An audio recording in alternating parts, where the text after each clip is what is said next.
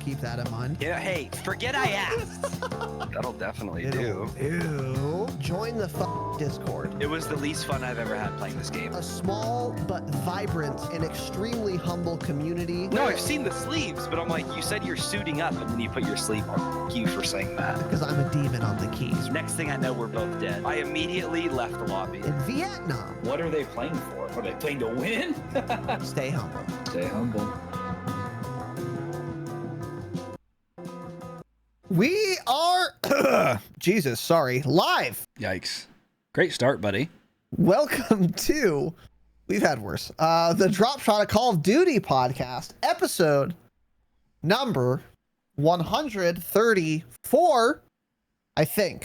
Yes. Tanner titled it. Okay. Well, hopefully he didn't fuck it up. Well, unless he didn't upload the latest podcast, then it's episode 134 we're on. Which is possible. You've been known to not upload programs before, so it wouldn't be surprising.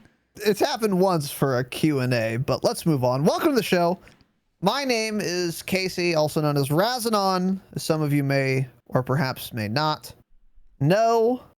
And this evening, as sometimes I am accompanied by my good friend Tanner. Yo. Over to you. What's going on, everyone? Now from the news desk. What do they say? I don't know. Station. Back to the station.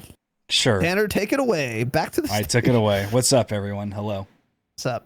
Hello. All right, give it back. Cool. Give it back. Take it back. Here we go. You're back. All right. Thanks. Got it. I have the talking. Welcome to the show. Today we've got a lot to talk about. It would appear.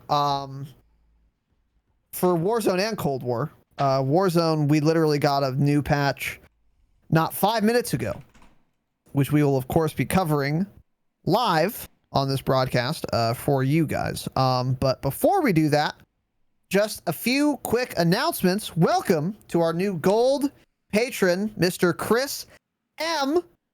Welcome, dude. I appreciate it. What's up, Chris? Thanks, buddy. And we also have two new Damascus patrons, Jerry K and King fucking Kong. Let's go, boys. Hell yeah. Thank you very much, dude. Jumping straight into the deep end, as it were. Chris, Jerry, King Kong, K. Thank you, boys. Much love. Patreon.com/the Dropshot is, of course, the best way to support this program. Now, we very much appreciate you guys. We got bonus episodes and all that dog shit. We'll get into it in a second. Also, for some reason, I was asking Tanner. I said, hey Tanner, we got an email, super interesting, from Patreon, and the email said that Gaming Boomer 84 edited their pledge to 100 United States dollars. So I didn't even get excited about it. I got concerned because this is concerned, right? Because this is Tanner's brother-in-law. Yeah. Who has, how old is his youngest child, Tanner? Like a month old. Month and a half. A month old. And he is pissing away 100 United States dollars per month on the Dropshot, a Call of Duty podcast. So I was concerned and I said, hey, Tanner, what does this guy do? And how much cash does he have? He robs banks. He might rob banks. And then you told me, well, he's doing pretty well. Because I know roughly what he does. Didn't ask him how much he makes, but I'm getting a sense for that. Or he's catastrophically dumb. Both of which are possible, especially because he thinks a Psychov is better than an M4. Wow. In a building. Low blow, damn. But that's Yikes. And then that's when you retorted by saying, well, my sister is an elementary school teacher. So she makes like $80,000 a year. And then I said, that's super interesting. And I'm quitting the podcast now. Are you? To go teach third graders what a triangle is versus a square. Right? You should try it. Yeah, you should go do that. With summers off. And pensions? Don't you get a fucking pension if you're a teacher? I think they do. I think something changed when she started, though. I don't know. He he can talk on that one. But yeah, they definitely aren't as good as they used to be. I know that. Yeah, well, I find it outrageous. They're just dumb. Outrageous that teachers get paid that much. Teachers, hey, hot take, pay elementary school teachers less. Hot take. California's in enough of a fucking disaster fire as it is. Pay them less. Damn. Am I bugging? Am I mean, I don't know. What's going on here? What kind of... I mean, usually that's what's always been funny to me is like in other states and stuff, they always bitch about how little teachers make. I think it's just LA County. They make a ton. Oh, is it the county? Interesting. It goes by county and district a lot. Yeah. Got it. Well, people in chat are malding, hey, chat, fuck you. And if you're teaching kids what colors are, you don't need 80,000 United States dollars a year. Damn. Change it. Demote them. Damn. Pay them all less. Pay them less. Hey, maybe that's why the franchise tax board for the state of California fucking fleeces every business for $800 a year. Because we're paying teachers too much. You think that's what it is? Cut their salary. I demand a salary cut. I demand it. Anyways. Are we gonna? Yeah. Is this just a political podcast now? We'll edit all this out. It doesn't matter. Should we? Nonetheless. I mean, okay. I mean, we can keep talking about it. I mean, we can talk how cops we can talk how cops are overpaid and retire at the age of 50 and then double dip and get an entirely second job with the county and then get 2 pensions and are making $250,000 a year when they're 55 years old. We can talk about that too. That's crazy, dude. That's crazy. Yeah. Well, anyways, I'm joking. I don't care. That's cool. Good for Tanner's sister, I guess. Okay. Yeah, I think I was back genuinely, I'm not kidding. I was genuinely shocked that it was that much, but go ahead. Back to your original question. Yeah, I mean, I don't know. Gaming Boomer is just an idiot. That's all I know. He's just an idiot. That's what it comes down to. Yeah. I think that's what it comes down to. So, I feel bad enabling this type of behavior because there's obviously a problem here, clearly. But at the same time, who am I to stop you from chasing your dreams? And if your dream is to piss away all of your young children's money, cool, dude. So thank you very much. The upgrade, brother. The 100 fucking bucks a month. Let's go. I don't know what prompted that, but for real, that's extremely generous, dude. Because he knows I have cats to feed, dude. He does. Yeah, he does. He knows you better than most people. So, it's probably because his little son was over here earlier pointing to all my cats, and he was like, "Uncle Tanner, why are they so skinny? Why are they so skinny? Do you not feed them?" And I said, "I don't have any money, little buddy. I don't have any money to buy them food. I'm sorry." And he started crying, and he was like, "That's so sad." And I was like, "I know, dude. It really sucks." So how it goes. That's so fucking funny. Oh my god. Anyways, thank you very much, Chris. We appreciate it. Obviously, you're crazy, but we'll take it. And by the way, obviously, I don't care. Stop balding in chat about my hot take on teachers. I don't give a fuck. I don't care. I don't know. I don't care. It doesn't matter to me. I have no opinion on this. I don't know how much a teacher should be paid. I mean, money's all fake anyways. Money's fake, so pay them $100,000. I don't care. It doesn't matter. Money's fake. And then, of course, because money is fake, patreon.com/thedropshot. It's the best way to support this program. And we appreciate all of you new frogs. Moving off of that a little bit, this is a public service announcement. We got a couple of more announcements here. I'd been saying that the Grow has an extra damage drop-off range like the Kilo does when the Kilo got nerfed. That's fake news. I don't know where I got this from. I think it's because the Kilo was nerfed pretty shortly after the Growl was. So I think I mixed them up in my head or got them or conflated what they had done. But for the Growl, they didn't actually add an extra damage drop-off. all they did was just nerf the initial damage range to be shorter, I think. It also almost doesn't sure that's what they changed. matter because it's just so dog shit at range. It's like there's a second damage drop off. It's just awful. The time to kill is awful on it. So yeah. Yeah. So shout out to Nick, aka Clapthrax, on Twitter for telling me or Tanner this was fake news. Because you're right. So it's not as bad as I was saying it was, or have been saying for quite a while, it turns out. However, it's still dog shit. The grow's not good. I was watching Tanner use it, and he shot 80 bullets before he got it down. He even was using it and started flicking off because he thought surely the guy's dead by now, and he simply wasn't. And then he had to like readjust and go back on.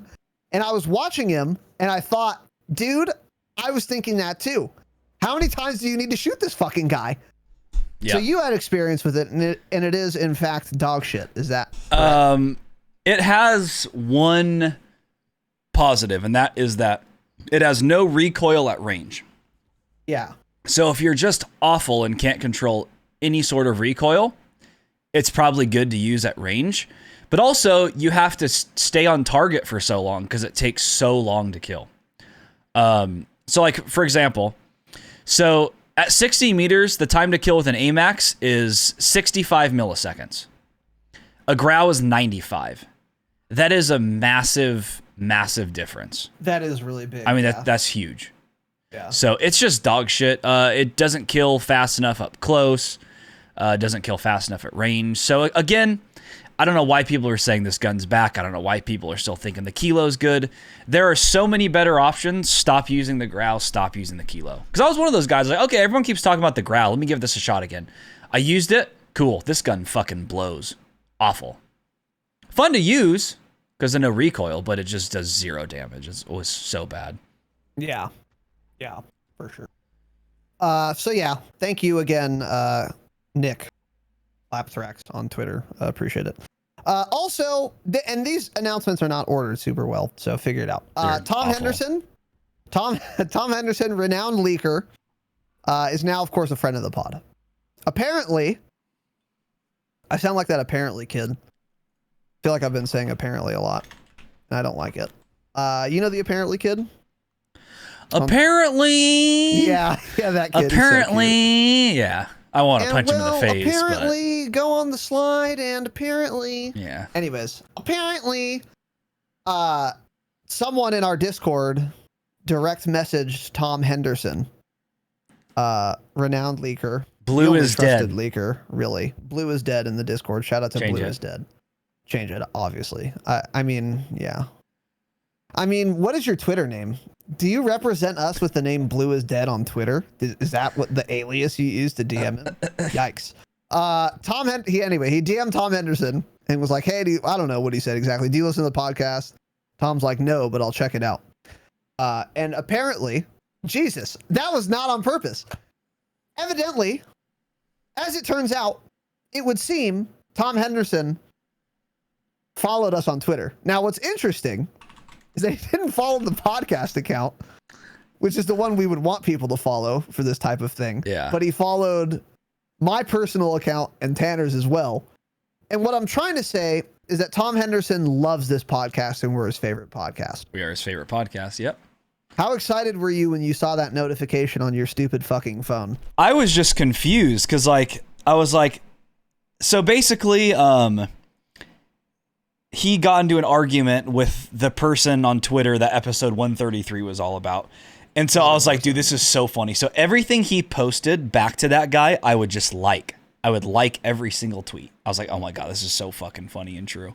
I'm just calling him out for a bunch of things. So I thought that was pretty funny. And then I never responded to any of it though. But then I woke up the next day, opened up Twitter, had a bunch of notifications because of course we're the hottest up and coming podcast in gaming. That is, of course, true. And so I was like, damn, that's cool. And then I saw Tom Henderson followed you. I was like, what the fuck? So I go to his page and I see like he literally follows 59 people. What? He follows. I didn't know it was that few. Yeah, he follows 59 people and has like, I think 45,000 followers. I was like, dude, let's go. So shout out to Blue is Dead. I think that's his exact name. Blue is dead with like a Z or something. Real bad name. But yeah, he basically pitched it to Tom. He was like, you should check it out. They always speak really highly of you.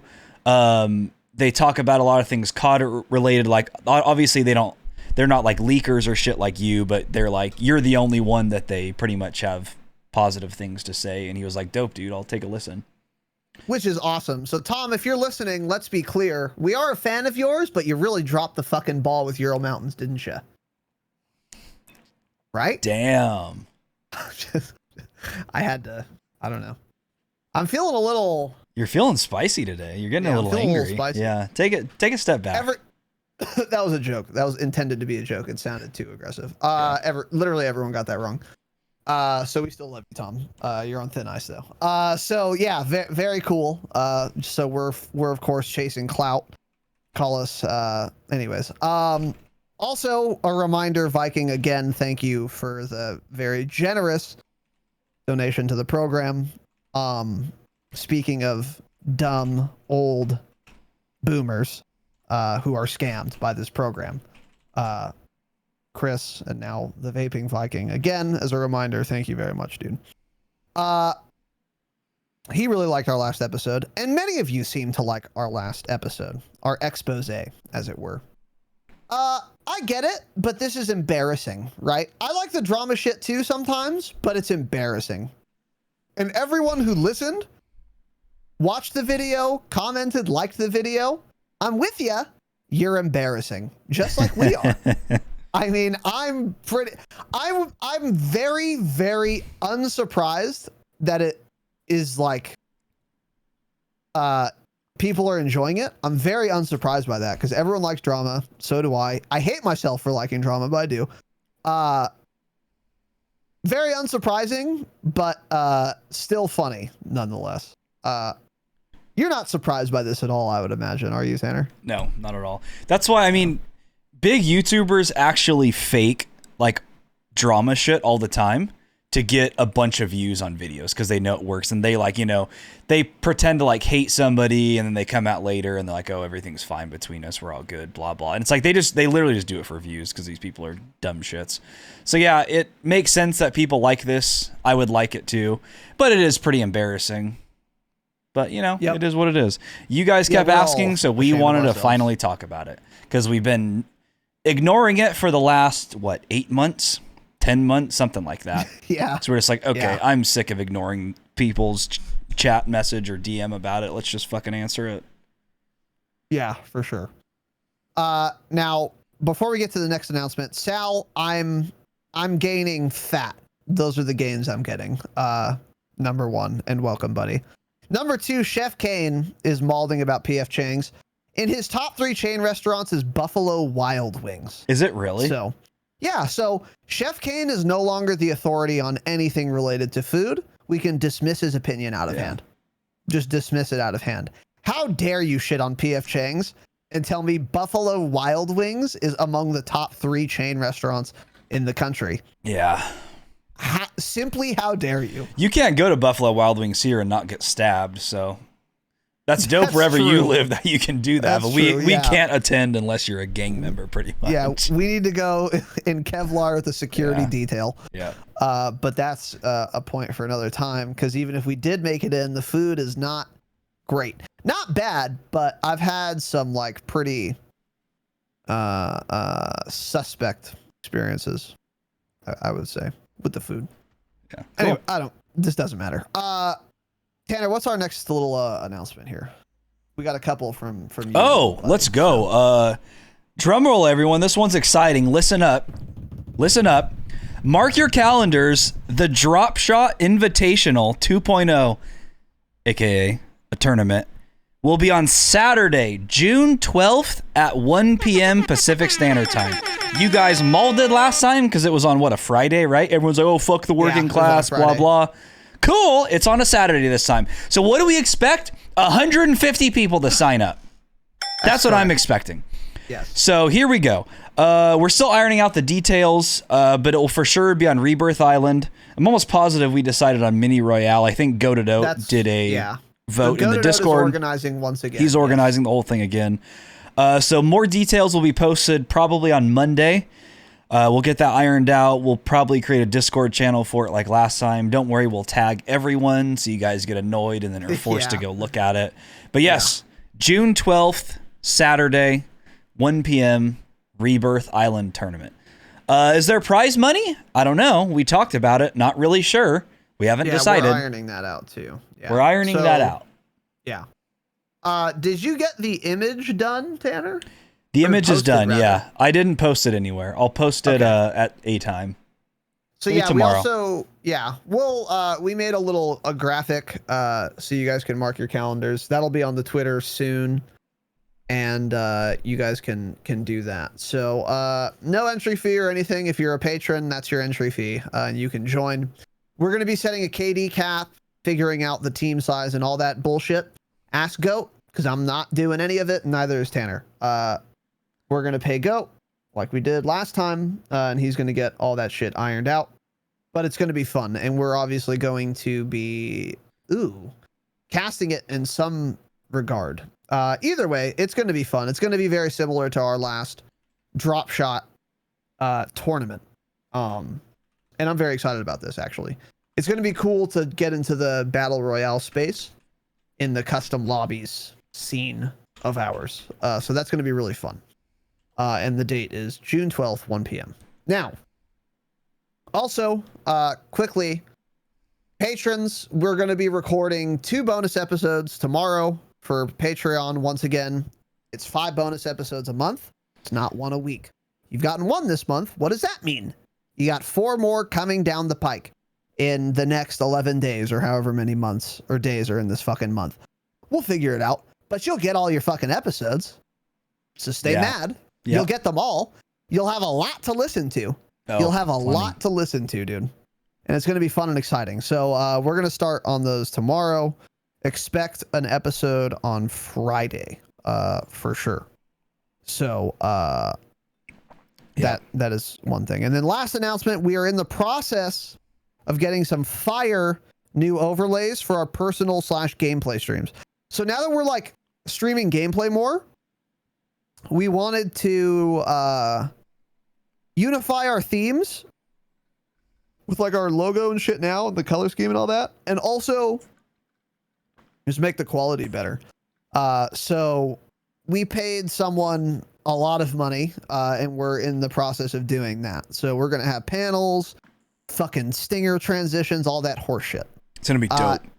It's going to be really cool. And it's going to be for the gameplay streams. So if we like what we get and you guys like it, we may do something with this guy for the podcast scenes as well.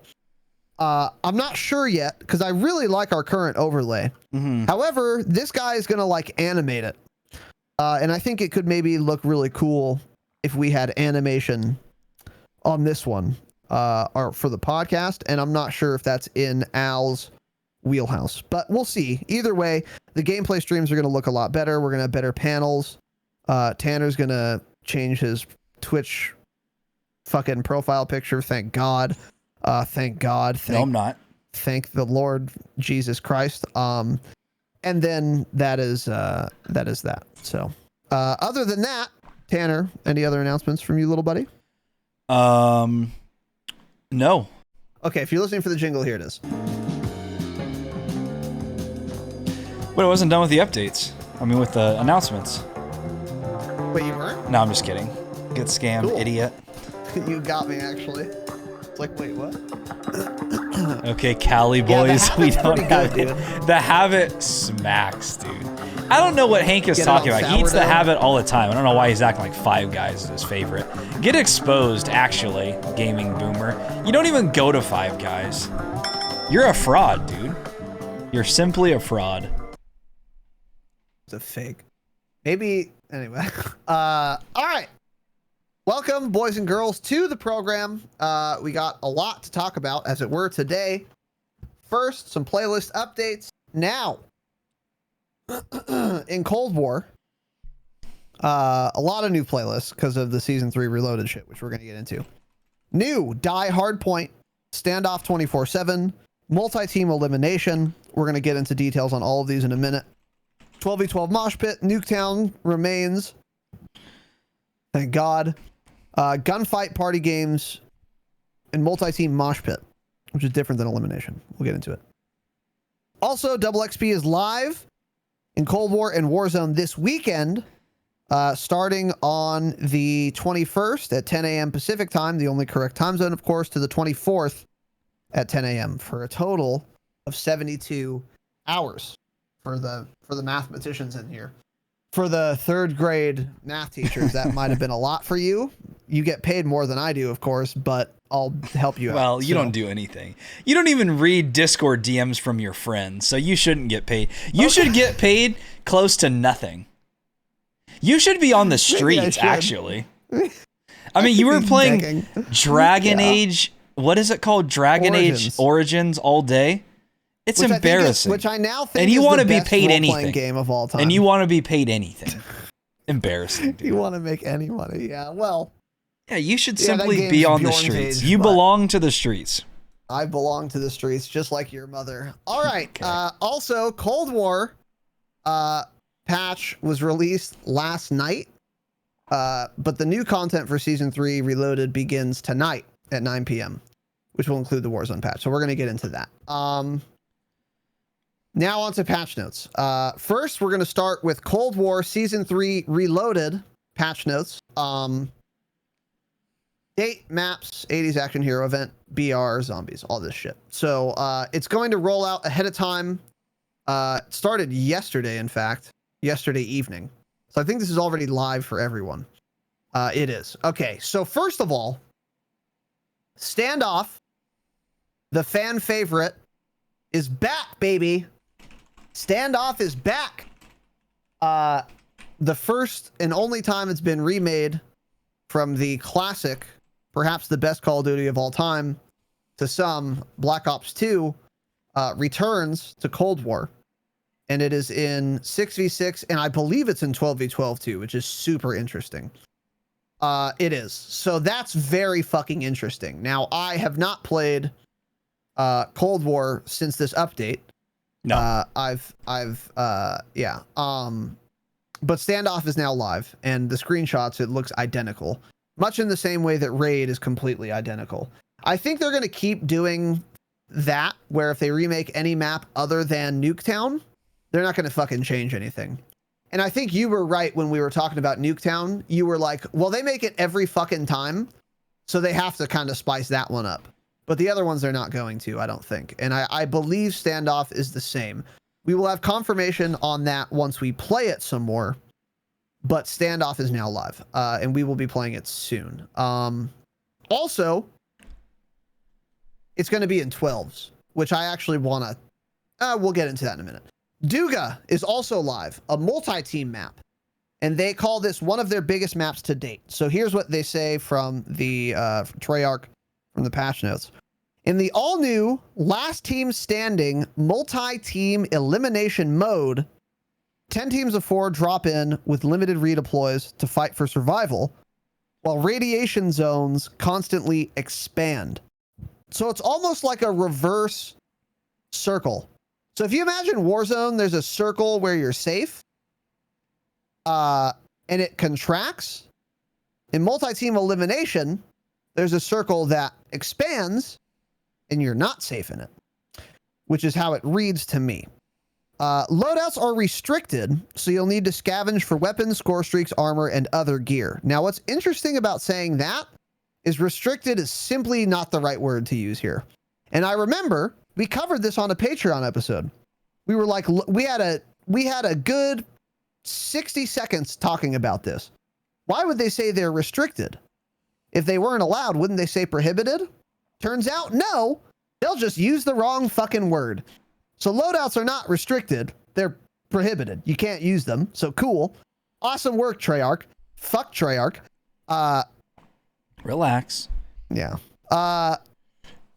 It's fine. These patch notes are actually pretty decently done. But restricted is not the right word to use. Now, to be fair, I haven't played multi-team elimination yet. So it's possible that loadouts are actually restricted in some capacity. but it sounds like they're just not allowed at all. Come out on top as the last team alive, so you kill everyone, or be the first squad to board the exfil chopper in the final safe zone, and you'll take the win. Easier said than done. Tanner, have you seen any gameplay of this or heard anything about it at all? No, of course not. It's Cold War. Nobody talks about it. But we will be playing this tomorrow because one of our next 2 Patreon episodes will be about Cold War. So we're probably going to just go over Season 3 Reloaded. We're going to play all the new modes. We're going to play Standoff. We're going to play this multi-team elimination. We're going to play Standoff in 12s. It'll be fun. I'm excited to try all this. Hear me out. Yeah. Friday, we stream this instead of Warzone. No. Let me rephrase. I'm not playing Warzone until there's another ban wave. Cool. And we have to play Cold War If anyway. I'm streaming, so I won't be there. That on Yeah, Friday. hey, it's your stream. You can do what you want. I just won't show up. Okay, got it. Great. That's cool. So, I'll be doing. If anyone wants to play Friday, Tarkov on Friday, suddenly my schedule's open. Hit me up, DM me. We'll play some Tarkov because I'm simply not playing Cold War on stream. No, I'm just kidding. There's actually no reason to play Warzone right now. There's so many cheaters. So yeah, if there's no ban wave, maybe we'll do this. Yeah, we'll talk about it. We'll see. But anyways, yeah. So yeah, I don't know. That'll be interesting. I feel like it's not going to be that great, to be honest, because this sounds very similar to Fireteam Dirty Bomb. Same number of people, same number of teams, same size of the teams. The only difference really is that you can't have a loadout. So there's going to be more incentive to loot, obviously, but I don't know. We'll see. But it'll be interesting, too, to see the new map, Duga. That'll be cool. Also, Die Hardpoint is coming to multiplayer with an explosive twist. Change it from the patch notes. Capture hardpoints to gain points for your team and eliminate multiple enemies in the same life to earn up to 5 powerful buffs. But watch out once your timer starts ticking down. When it hits 0, you explode, so you need to capture those hardpoints and keep slaying to survive. So this is interesting. It's kind of like Hardpoint cranked. With something else to it. Yeah, 5 powerful buffs. Yes. So instead of cranked being binary, it's like sequential like this. So normally in cranked, in like Modern Warfare, you have no buffs, and then you get a kill, and you have all the buffs. You move faster, you ADS faster, you reload faster, etc. It looks like instead of getting all of it at once, like in Cranked, for this mode, you get one thing at a time, which is a cool and interesting concept. I'm not sure if Die Hardpoint is a multi-team hardpoint mode, or if it's just like a 6s/12s mode. I think it's regular hardpoint. I think it's 6s. Okay. That'll be interesting. So more details. Capturing a hardpoint grants a movement speed boost and sets your timer to 30 seconds. Go on streaks to earn up to 4 additional buffs, including improved weapon handling, ADS speed, slide speed, and a larger explosion upon death earned after a 5 kill streak. That sounds really fun because I love Cranked. Cranked was my favorite game mode in Modern Warfare. It was so much fun. Whenever we would play Cranked, I would say, oh my God, I wish this is how fast the game always played. This is fantastic. So this sounds like a lot of fun because I love Hardpoint too, so this will be interesting to play.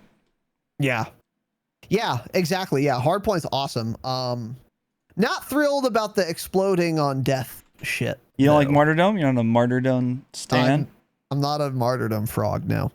Your timer extends with eliminations and hardpoint captures, and that's a cool way to incentivize playing the objective, by the way. You can either get kills or you can get on the point and then you won't blow up. And the timer stays paused while on your team's hardpoint. First team to reach 200 wins. Pretty simple. So that'll be very interesting to play. The new 12v12 mosh pit expands to even more 6v6 maps. This is what we've been asking for since launch. With Standoff, the Pines, and Moscow getting added to 12. Let's go. Which is giant, dude. Ever since Pines released, as one example, we've been asking it to be added to the 12s rotation that finally is, along with Standoff and Moscow. We'll start with, we'll go in order here. Standoff 12v12. I know you've played it on 6s. How do you think that'll play? I think it'll be okay. I don't think it'll be too chaotic or anything. it'll be intense for sure, but I don't think it'll be just like unplayable where you'll be spawning and just dying. Well, I guess it depends how well they do the spawns in 12s. But yeah, I don't think this will be that bad. Standoff is a decent sized map. I think it'll play okay. I think it'll play better in 6s. Like, if this was Express or something, then I'd say, okay, I actually think that would play better in 12s. But Standoff, I think, probably still plays better in 6s, but this will be interesting to try out. I think you're right. Standoff is not small. It's like as small as you can get and get away with 12s, I feel like. It's actually not that big of a map. No. Part of the reason why it's a fan favorite, by the way. We hate big maps here on the Dropshot of Call of Duty podcast. So that is going to be interesting to see. The Pines, Tanner and I have talked about this a bunch. Yeah. That's only going to be good on 12s. Exactly. Or playable on 12s, I should say. I won't play it in 6s. I just won't. Pass. It's like playing Masquerade in BO4. No thanks. If I wanted to run around aimlessly, I would play Dragon Age Origins. Yeah, and you know what? Masquerade in BO4, by the way, wasn't a bad map. It was just entirely too big. Exactly. It was an awesome map. I really liked it. It was just way too big. So slow. Yep. Yeah. So Pines will be good. And then Moscow, which is interesting. Moscow it's big, but what's weird about it is that it's long. It's not like a big square. It's like a long rectangle, if you think about it.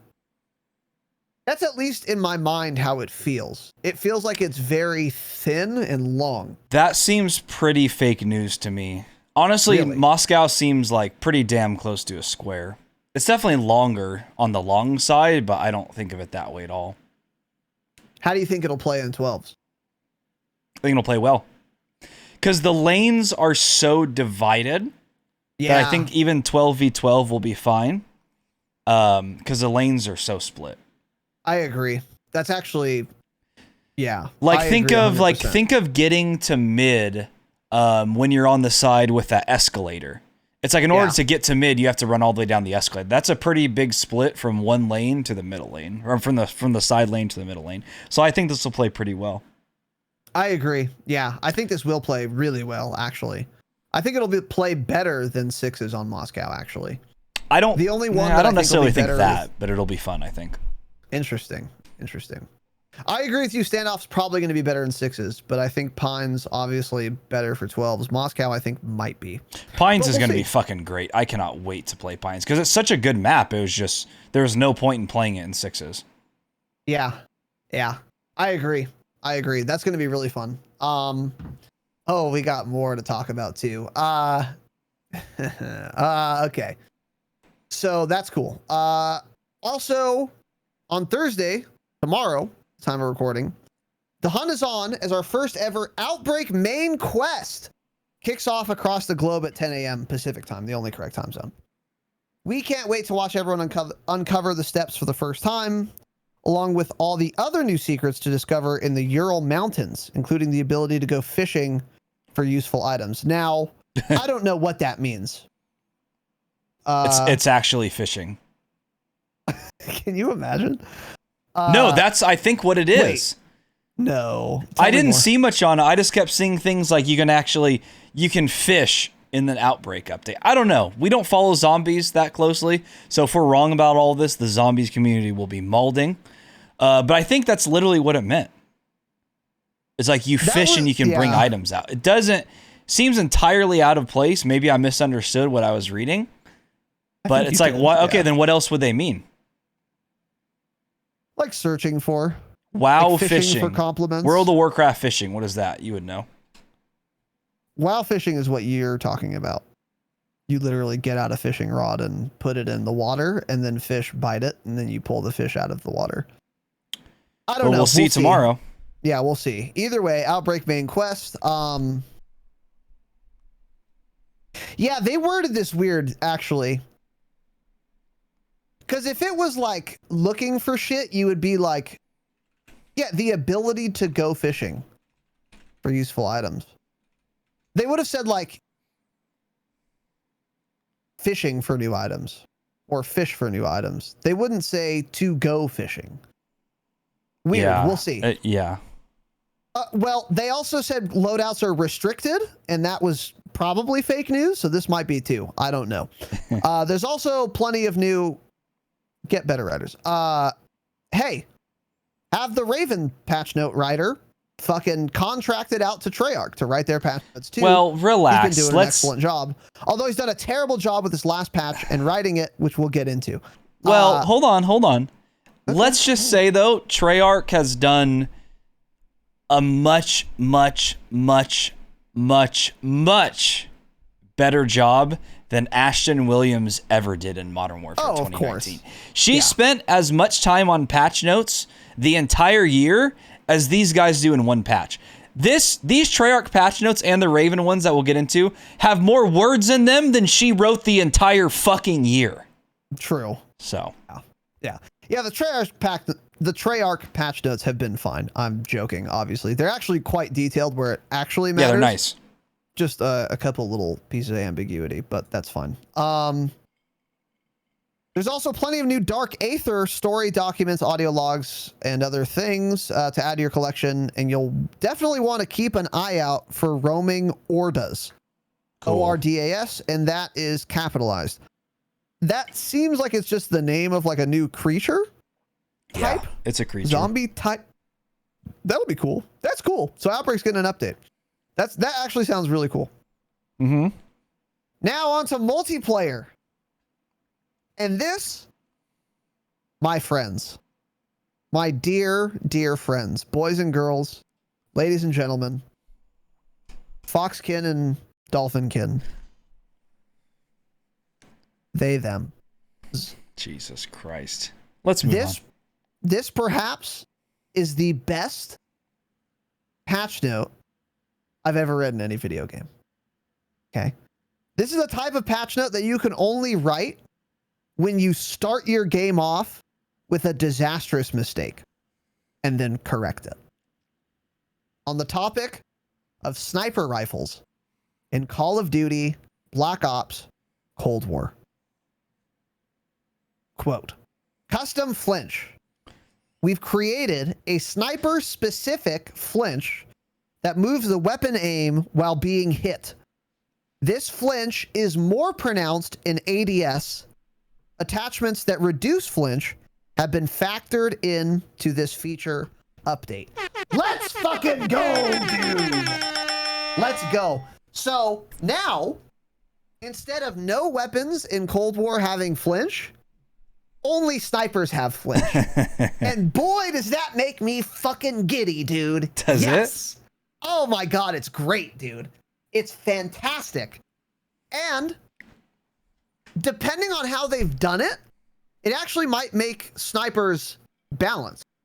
Because it's possible that if only one weapon class in the entire video game has flinch, then that weapon class would be dog shit. That's possible.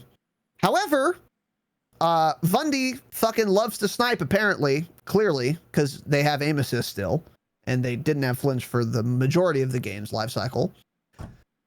So I doubt that they gutted it completely. But now it's the only weapon class with flinch, and this means, finally, in theory, we'll see, if you shoot a sniper with 4 bullets, you won't get quickscoped every single time. Which is both fun and exciting because it's an opportunity for outplay, counterplay potential against people using sniper rifles in the video game Call of Duty Black Ops Cold War released in 2020. Well, what do you mean quickscope? Because have you ever played Cold War, Raz? Snipers are the worst they've ever been, and the ADS time is the slowest it's ever been. So I'm not sure really what you're referring to there. Snipers are fine. If anything, snipers need a buff, I think. Yeah. Yeah. So just kidding, listeners. That's what some dog shit kids told me on Twitter. Stay fucking mad. Tell us about that. Oh, I tweeted at Treyarch one time. It was like Mother's Day or something. I tweeted at them and I said, all my mother wants for Mother's Day is for you to nerf snipers in Cold War. She has to listen to me yell from the basement. She gets super upset. It'd be a fantastic Mother's Day gift if you nerf snipers. All these kids were fucking mauling. They were like, snipers are the worst they've ever been. What the fuck are you talking about? If anything, they need a buff. They're just like, dude, snipers suck. Just get good. You need to hit your shots. Like they fucking suck. They're the worst. What was crazy about that? Yeah. Was how every reply said the same thing. Every single reply. Because there was no one who agreed with you. Because actually astounding. Every kid that plays Call of Duty multiplayer thinks unless you're quick scoping, you're just dog shit. Imagine hard scoping, right? Imagine hard scoping. These kids are just fucking stupid. It's a thing up until you're like 18 years old. You're just fucking dumb when it comes to snipers in Call of Duty. It's that simple. You're stupid. Your brain is not fully developed. You're dumb. You don't know what you're saying about snipers in Call of Duty. It's crazy people think that, yeah. I just don't get it. Because I know when I'm doing bad in Cold War, what do? I say, okay, sniper's coming out, baby. It's coming out because I need to get some kills on the board. And what do? I just get kills quickly because they're so easy to use. Yeah. Stop trying to quickscope, you dumb little dipshit rats. Just, hey, it's okay, buddy. If you want to have your scope aimed on the guy for a second before you pull the trigger, that's fine, dude. I'm not going to say you're a hard scoping. That's fine, dude. I get it. Yeah. Everyone else in the lobby is going to call you that because they're a bunch of dumb kids. But, dude, that's fine. You don't have to quick scope only. It's fine. And by Snipers the way, are busted. Yes. And by the way, at the time you tweeted that, those people were acting like it was difficult or impossible to quickscope, which it isn't. Yeah. You can't miss. It's you being impossible to shot miss. Doesn't matter. If you're using a sniper before this change, and maybe after, we'll see. If you get shot while you're sniping, it doesn't matter at all. It doesn't change what you do. No. Left trigger, right trigger, you win. That's it. That's all. So these people acting like it's impossible to quickscope just boggle me. It's just crazy that they think that. So I don't know. That was a fucking hilarious tweet though, because everyone was mauling. Do you remember that one guy that even thought like it was a complete joke? Because it was like, what I was saying was like a joke about like my mom wants this for Mother's Day, obviously. But some guy even responded to somebody else and he was like, dude, he's just joking. Like thinking that I didn't actually say that snipers needed a nerf. That's how dumb these kids are. They actually think snipers are dog shit. They're so stupid. Crazy. So anyways, fuck them kids, in the immortal words of Dave Chappelle, I think. And now they have flinched, so stay mad. Also, on the topic of ADS, do you think they were too slow before? Get a load of this. Aim down sight momentum is now individualized for each sniper rifle. ADS momentum is that feeling of weightiness as a weapon exits and re-enters ADS. You feel this when you rapidly exit and enter ADS without fully returning to the hit position. Change it. Heavier sniper rifles will now feel weightier and reacquire ADS slower accordingly. Please note that ADS momentum is not used when entering ADS from the full hipfire position. So what does that all mean? Okay, so if you are like a quickscoper or an aspiring one, a technique you would use, change it. Stop, unsubscribe from this podcast. A technique that you might be familiar with is like, okay, so let's say you're on keyboard and mouse. Get a controller, especially if you want to quickscope. What you would do is you had like your sniper, you were running around. You kind of just tap the ADS button so that your character starts, but doesn't finish it. So you still have all your movement speed, but also once you do want to complete it, like when you see someone, since you're already always like half ADS'd, you only need half the time to like fully sight in and shoot someone. So how that would look on keyboard and mouse is you'd be running around just kind of like tapping right click, just so that you're always like half cocked. ADS momentum is apparently, depending on the weight of the sniper, that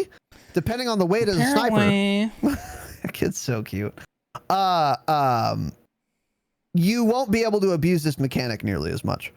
Because like if you have like a Barrett, which is super heavy, then it's gonna be like, oh fuck, you gotta like slow the momentum down, reverse it, slow it back down again. That's fantastic. which is great. It's a smart change, actually, because as they said, ADS momentum is not used when entering ADS from the full hipfire position. So your actual aim down sight time doesn't change. It's just that when you switch from like going in to going out, there's like a delay based on how heavy the weapon is. This is just purely an anti-quickscoper mechanic. That's all it is. Yep. So if you hard scope, it doesn't matter. And if you're ADSing from full hipfire position, completely un-ADS'd, it also doesn't matter. It's just the time it will take for you to go from moving to the hip to moving to the ADS is going to have like a switch delay, which I think is an awesome change because that's very, very good for gutting quickscopers. Because this is something you always do. They're going to be so mad, dude. It's crazy how upset they're going to be, or they already are, actually. It's insane. Yeah, this is a fantastic change. This is one of those things that we would never like think of really to add into the game, but they thought of it and it works great. So this is fantastic. Yeah, I love this. I also love how they described it, by the way, because what would Infinity Ward do? They would say nothing about it and they would make the change and somebody would be like, hey, this seems a little different. So thank you, Treyarch, for taking the time to explain what this is and how it's not actually changing your ADS. It's just changing when you're quick ADSing, as Raz just explained thoroughly. Yes. So yeah. This is a great change. I really like this a lot. I agree. I think this is really well done. Snipers may be balanced now, actually. This may have done it, these changes. I think it depends mostly on how much flinch there is, yeah. But it sounds like I'm optimistic, honestly. I'm very optimistic. I'm excited to see how this this feels. Yeah, this was very well written, especially the ADS momentum thing. Because that is kind of like a weird concept to describe. And I'm glad that they added that last sentence especially.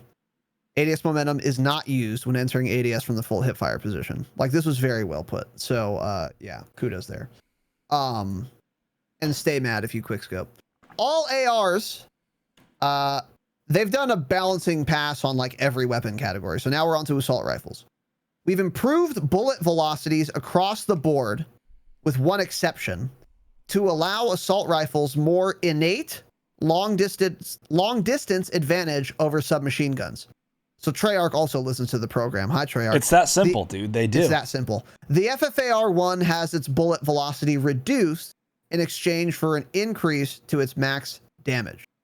That's like really, really carving out the niche for the FFAR, which is already quite good in Cold War, by the way. We've also standardized, Treyarch absolutely listens to this program. We've also standardized headshot modifiers on ARs with this update. If you have 5.56 ammo, your multiplier is 1.4. 7.62 ammo, 1.25x modifier for headshots. So this is going to cut down on a little bit the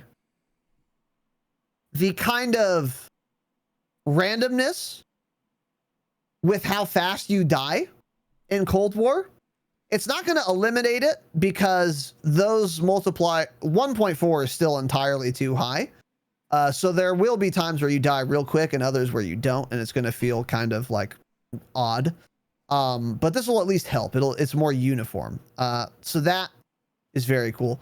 ARs that use 7.62 ammo in general deal higher damage already, which is the impetus for having the headshot multiplier be lower than the 5.56 ARs. And that is a very interesting change.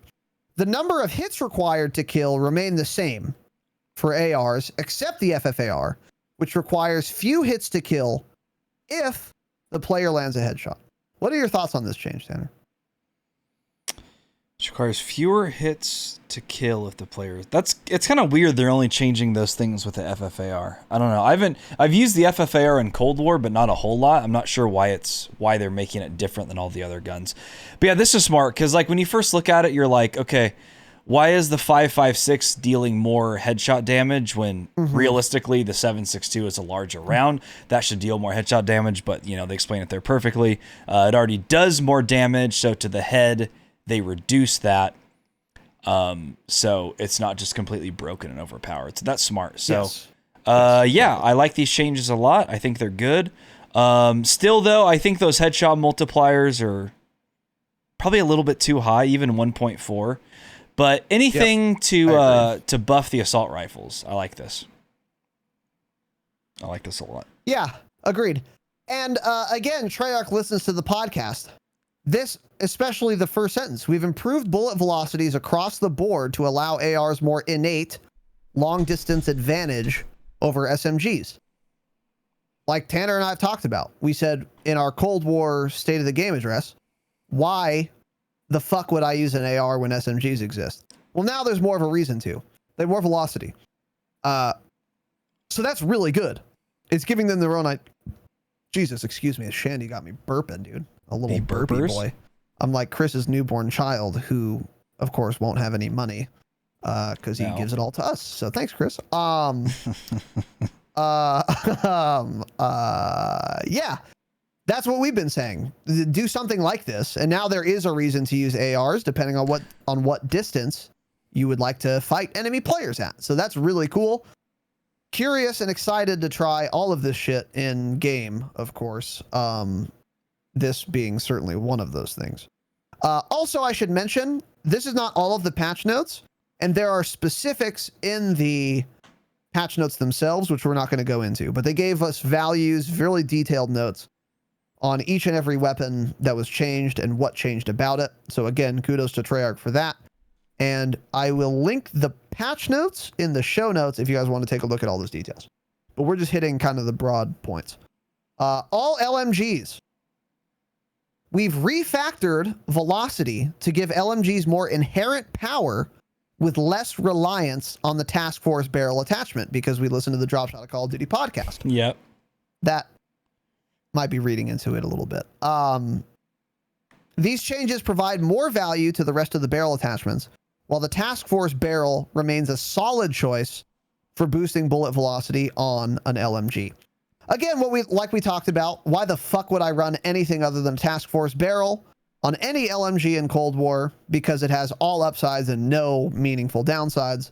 So now what they did was they increased the base bullet velocity of each LMG by a little bit, not too much.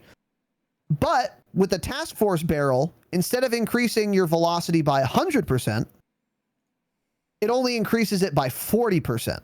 That's big. That's really big. So the max, yeah, so that's really fucking good. And they went into specifics on this, but I still feel like LMGs are going to feel virtually hit scan.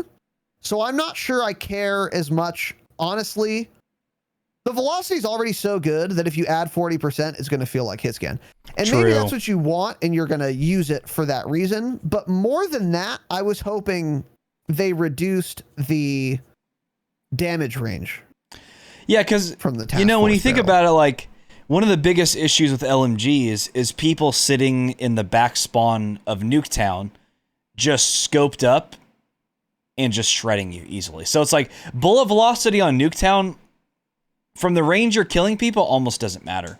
So even between 100% bonus and 40% bonus to bullet velocity, it's honestly probably not going to feel any different when you're dying to it. I think the issue is still going to be there. So I think agree. LMGs have no recoil. They just need more recoil. They need less damage. They need a larger buff. I mean, a larger nerf, I think. I agree. But this is a start, I guess. This is a start for sure. I agree with you that I'm still only using a task force barrel. Yeah. Because 40% more velocity on top of the already very good velocity on a base LMG means that on pretty much every map is going to feel like hit scan no matter what. Yeah.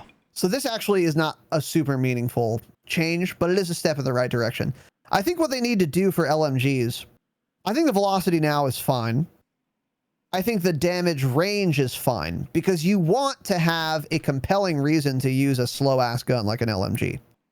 And in like real life or ostensibly, I would imagine, the advantage of an LMG is like a lot of firepower from far as fuck away. Yeah. So you want to keep that. But what they would have to do to balance them, I think, is just lower the damage. So like at every range, the damage just needs to go down a little bit. Maybe one more shot to kill on all LMGs, unless you're landing headshots.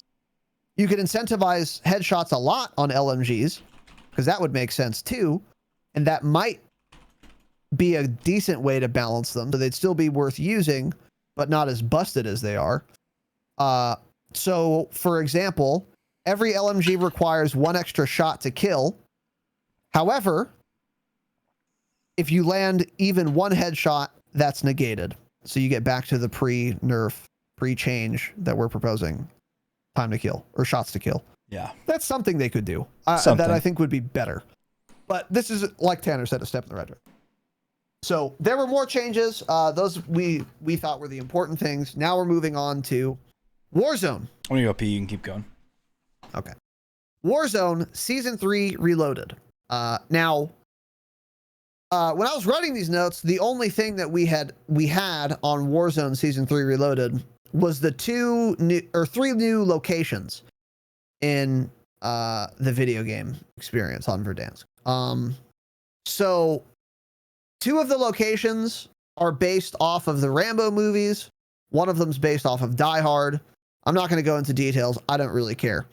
One point of confusion that I've seen festering on Twitter is that the changes they've made to the map are bad. Like, these are bad map changes. However, they're only for a limited time.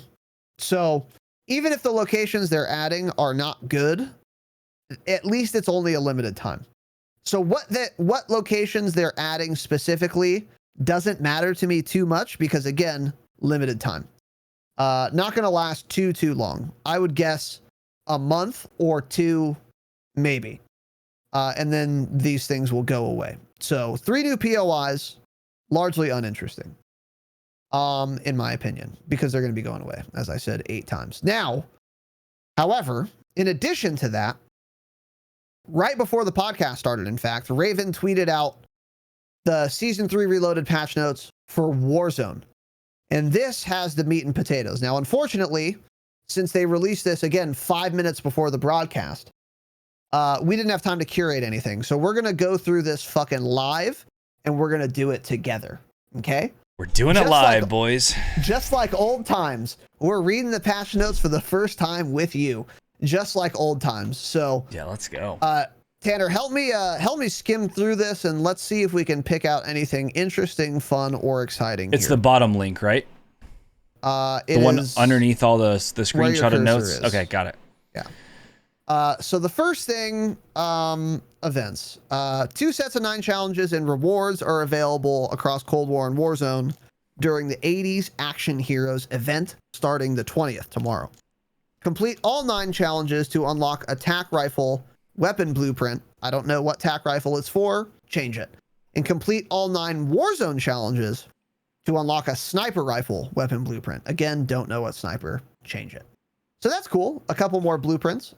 Whatever tac rifle and sniper rifle these blueprints are for, expect a buff for those things soon. So just keep that in mind. That's a joke, because these aren't bundles. So that's interesting. Cool little LTM there. Modes. Power grab. A limited time mode. Quote from Raven. What if we dialed up the intensity of Warzone to true Hollywood extremes? In Power Grab, you must change it. In Power Grab, you must eliminate other operators, complete contracts, and loot supply boxes around Verdansk to find dog tags. By collecting tags, you'll work your way up a reward ladder that will give you the edge you need to win, including the personal respawn token. You'll have to use everything you've got to control the flag that spawns during the final circle, calling in an exfil helicopter. True to the BR experience, you can also choose to hunt every single other operator until you're the last one standing.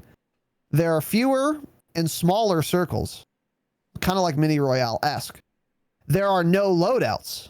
Interesting. There is no gulag, but there will be action and plenty of it. Okay. Nice little LTM in Verdansk. Tanner, what do you think? What are your thoughts?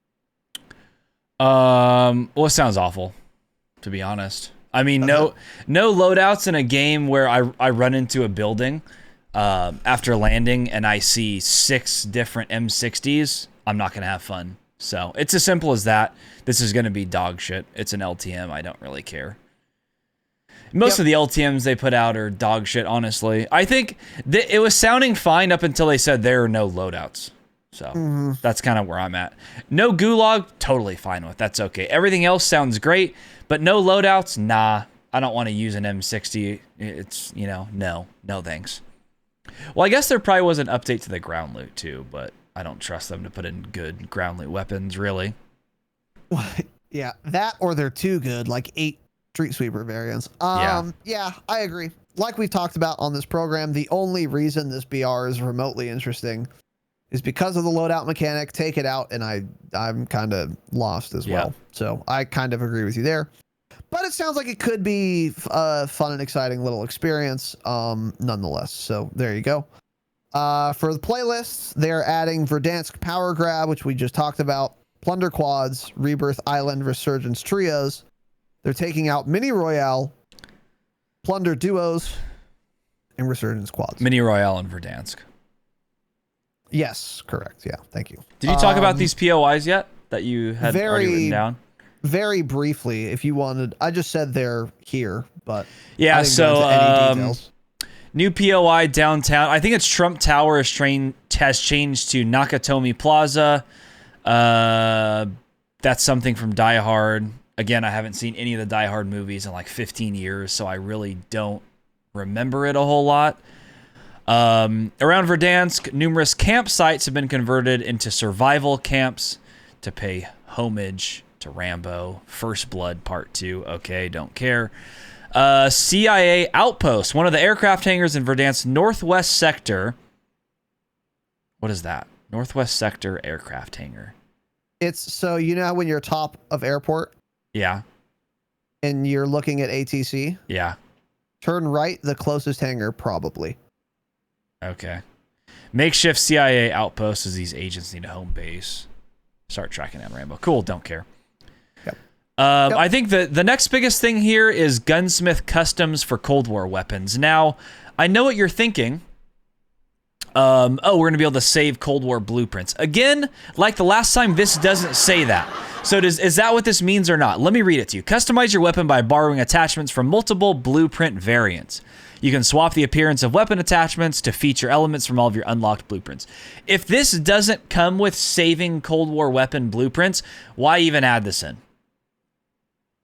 What do you think? Actually true. Are we going to get the ability to save No. Cold War blueprints? No. Fucking embarrassing if we don't. Absolutely embarrassing. This was the order of operations in Cold War. There were no customs or saved blueprints in Cold War like multiplayer. Then they added the ability to swap out blueprint attachments for cosmetics, but you still couldn't save it. And then you could save your own custom blueprints last but certainly not least. Most important, actually. That's what this sounds like too. Because right now you can't even do this thing where you change out the blueprint fucking suppressor. So yeah, this is not great. Hopefully you're able to save them, but I strongly doubt it. Because Raven's been good about patch notes, and if you could, they probably would have mentioned it. I think I agree with you. Yeah. Yeah. So now we're into the shit we haven't really read. So combat bow kill streak is now in Warzone. I have another article down below. We'll talk about that more. Okay. Interesting. I wonder if you can buy it. We'll get into it. Yes, you can. Here's the good shit. Stopping power. You want to cover this? Talk about this. Okay. I would love to. Is it good? Because I'm pissed. So I don't know. I haven't read this yet. Okay. Stopping power field upgrade spawn rates have been reduced substantially across all modes. And this is what they said about it. Given stopping power's efficacy and lack of counterplay options, we removed it from the game. That's what it should have said, but that's not what it said. We felt its power level was at odds with its availability. We want to create more scenarios where a measured choice about how and when to use field upgrades is not just rewarded, but encouraged. That's not the case with stopping power. If you get stopping power, you immediately load it. Why the fuck would you save stopping power? If you have your loadout gun, you immediately load it. That's always the correct play. When would you ever save it for a better time?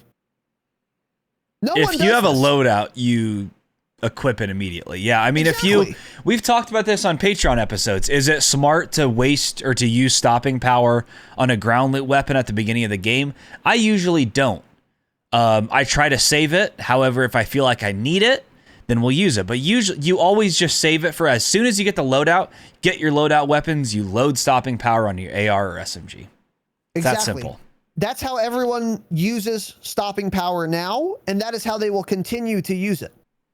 Once you have loadout, you're going to fucking put stopping power in so that you can pick up other field upgrades. One thing they could do is make it so that if there's any stopping power in either of your guns, you can't pick up a field upgrade until it's gone.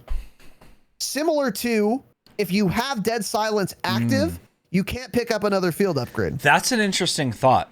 That'll be in the next update since Raven Software listens to the program. That's an excellent idea. Excellent idea. If you even have one stopping power round loaded in your gun, sorry, can't pick up another field upgrade. I like that. That would be, and they already do with stopping power. So, or excuse me, with dead silence. Now let me just clear up one thing. Nowhere in these patch notes are the word orthogonal. So Raven not only doesn't listen to the podcast, but we've blocked them on Twitter.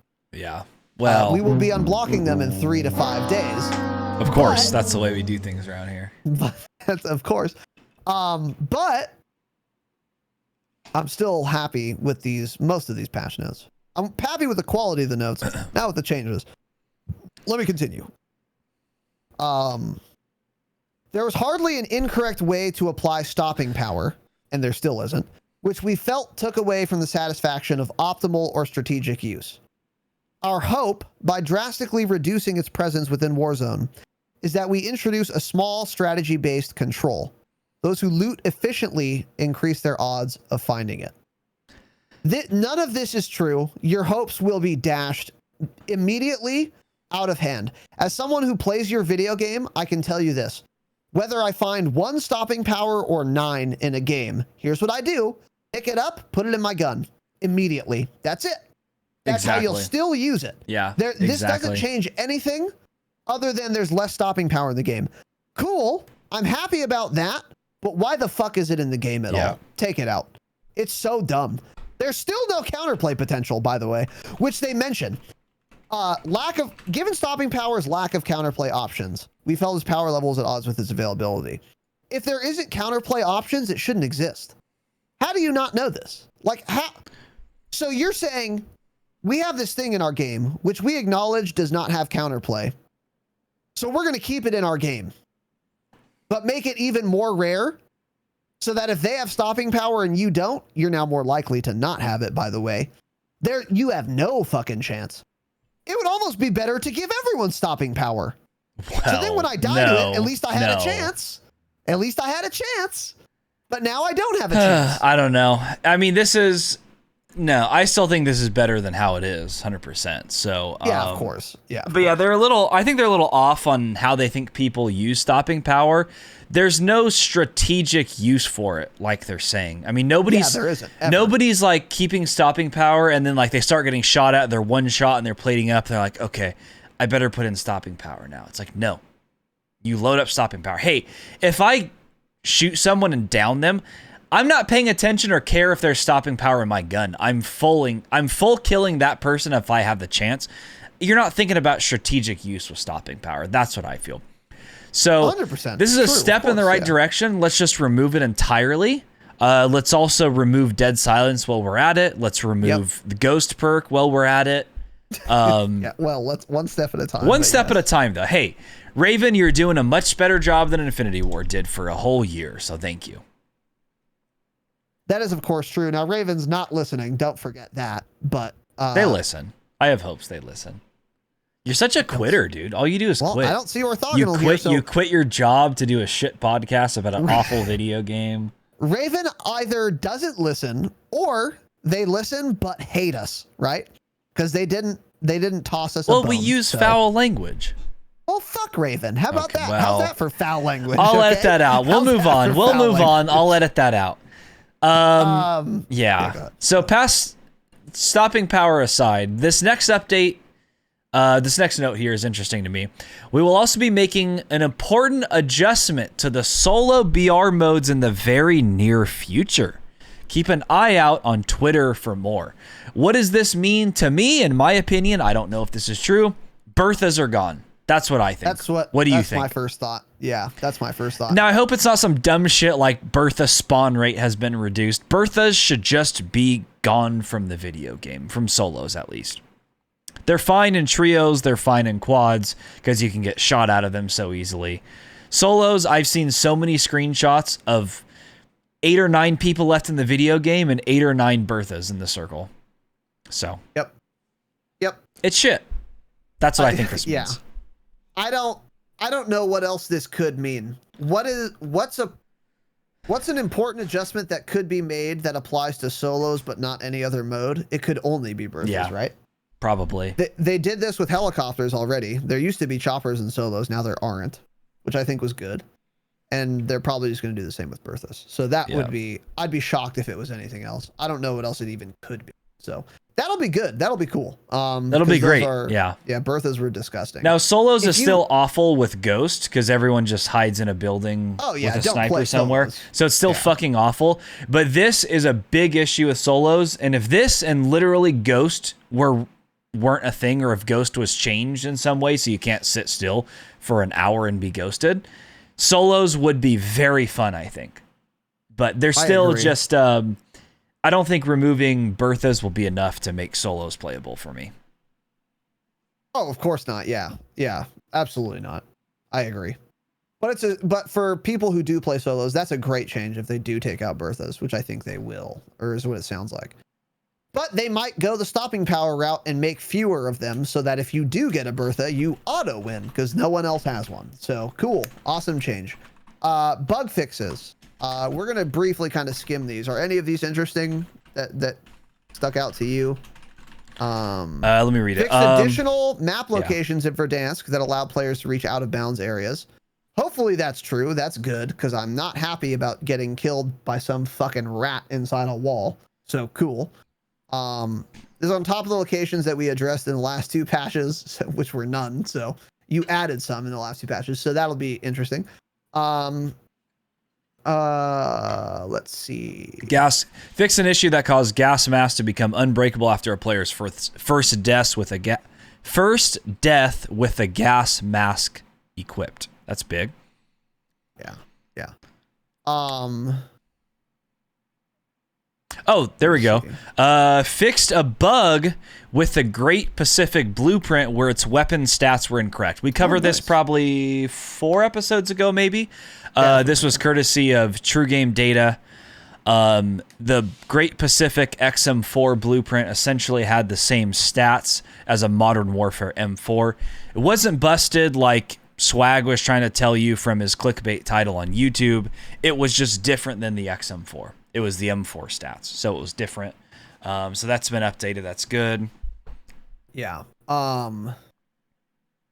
Fixed a bug with a bullfrog where it was receiving an unintended amount of bullet velocity. I wasn't sure about such a thing. Were you?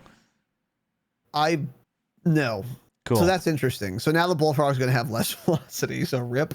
Yeah. Rip the bullfrog. Fixed incorrect magazine names for the FARA 83. Hold on.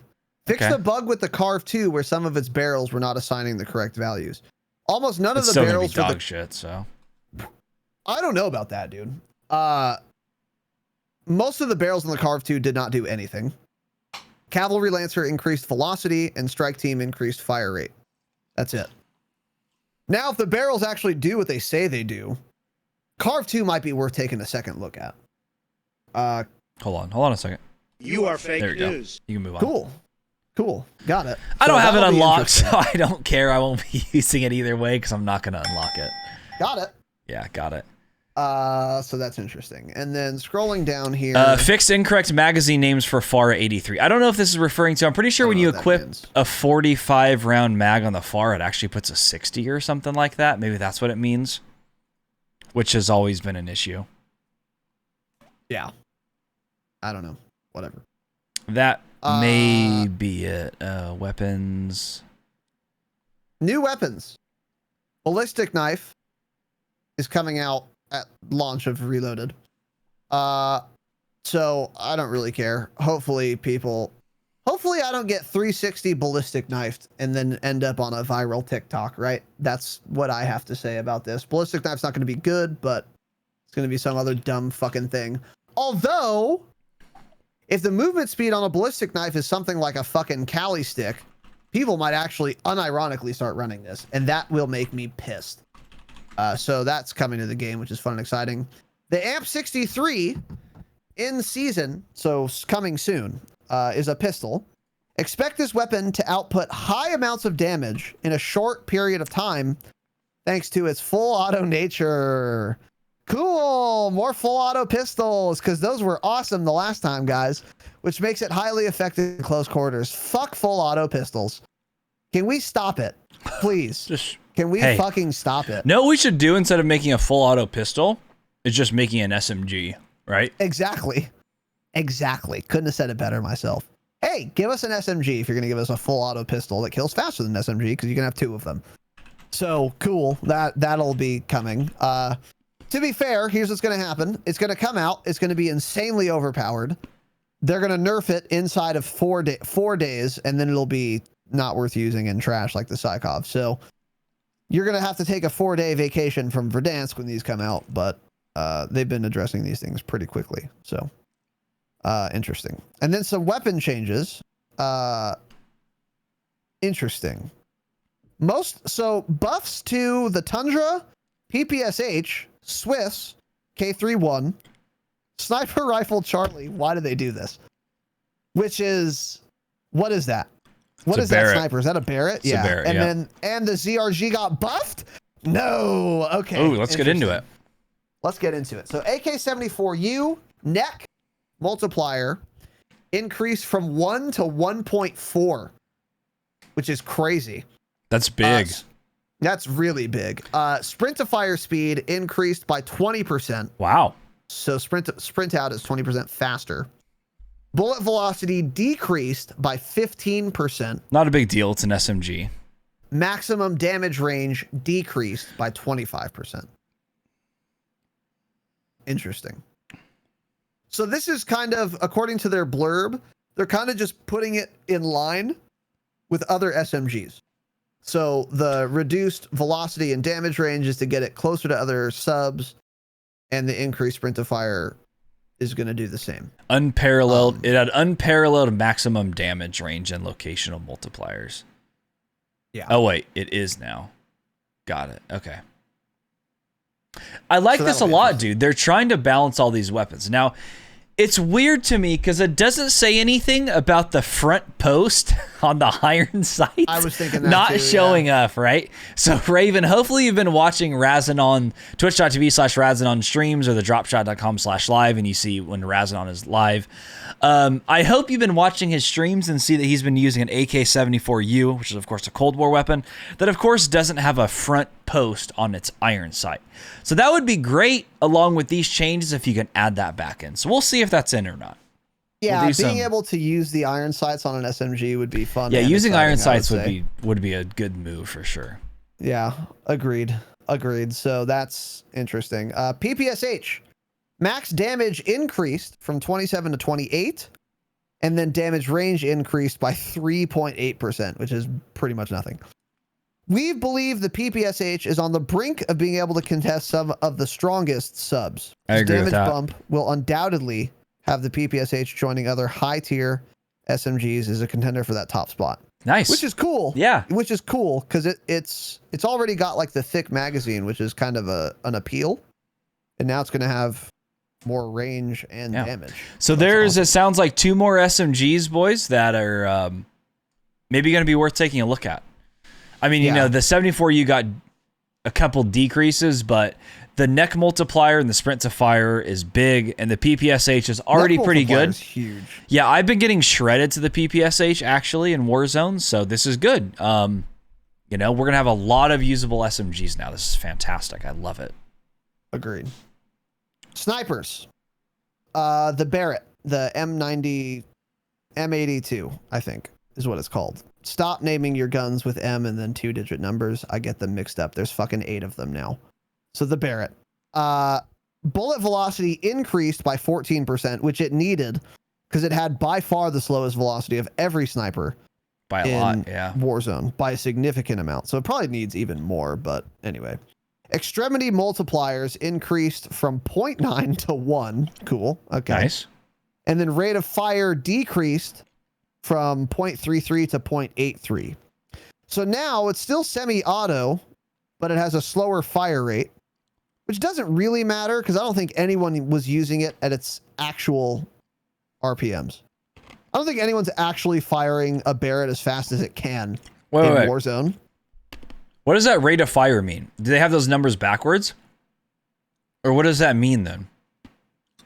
I think that means like the time between. Okay, holes. got it. Yeah. Got it. Okay. Yeah.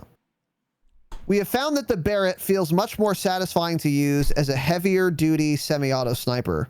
We will continue to push it in this direction until we strike a satisfactory balance between its identity and efficacy. Dope. Very cool change. I like it. What I expect for the Barrett is this. It's still not going to be good or worth using, but they're going to see the analytics on that, and then they're going to buff it more until it becomes that. So awesome change there. Probably not enough, but I'd rather they do it this way. Tundra, aim stability increased, so less idle sway. That's nice. I did have a shitload before. The Tundra did not have much holding it back beyond its ADS speed and aiming stability. Well, with that's this wrong. change to its base, yeah, true. Optics. With this change to its base aiming stability in the availability of ADS speed attachments, the LW3 Tundra will most assuredly, let's rein it in, Chief, become an excellent versatile option for those that prefer to keep their enemies at a distance. So it will not most assuredly become an excellent versatile option. There's no chance it's going to be very good, even if it has less idle sway. Unless it has no idle sway, then it would be. But again, a step in the right direction. That's good. Yeah. Swiss K31. Flinch resistance greatly increased. That's weird because you need to do this for every Cold War sniper. So it's very weird that it seems they're aware of it and they just don't care on any gun except the Swiss. Odd, surprising, but let's continue reading. ADS speed increased slightly and then aiming stability increased. Okay. Interesting. So it's going to be more in the vein of a car. It does That dog fast shit fucking damage, quick though. scoping thing. Yes, it does. Snipers like the Swiss K31 excel at aggressive mid to long range play. However, its poor flinch resistance overshadowed and played counter to some of its other great qualities. These changes, in conjunction with the adjustments to sniper attachments globally, will make the Swiss K31 feel a lot more like the lightweight, fast-handling, high-skill weapon it was meant to be. So they're trying to push this more in the direction of a car. And you need flinch resistance if you're going to be using this like a car, obviously, because you're going to be closer to people. What do you think of this change, Tanner? Simply not enough. The K31 is just a hit marker machine.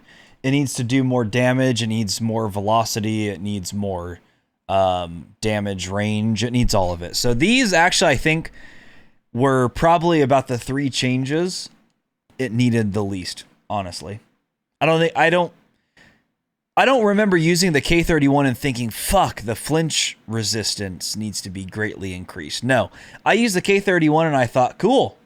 No matter where I hit this guy, I'm getting a hit marker because it's dog shit. So I think it needs velocity more than it needs a anything. lot of velocity too. It felt great when we played Rebirth as soon as the gun came out, but once you got onto Verdansk, you really realized how bad it was. Rebirth just gives you a false sense of a gun's ability in Warzone. I agree. Now, let's keep in mind they did change sniper attachments, so that could factor into how good these changes are, but we're not there yet. ZRG 20mm, the gun that True Game Data proclaimed the king of Warzone, got these changes. Bullet penetration increased. Upper torso multiplier increased from 1.25 to 1.7. Holy shit. Lower torso increased from 1.15 to 1.25. Extremity 0.9 to 1. ADS speed decreased by 4%. So now ADS is slower. Bullet velocity decreased by 2%. So now it's probably about the same as an HDR. Yeah. Move speed decreased by 2%. Okay. And then ADS move speed decreased by 1%. So they made it slower and hit way fucking harder. Interesting.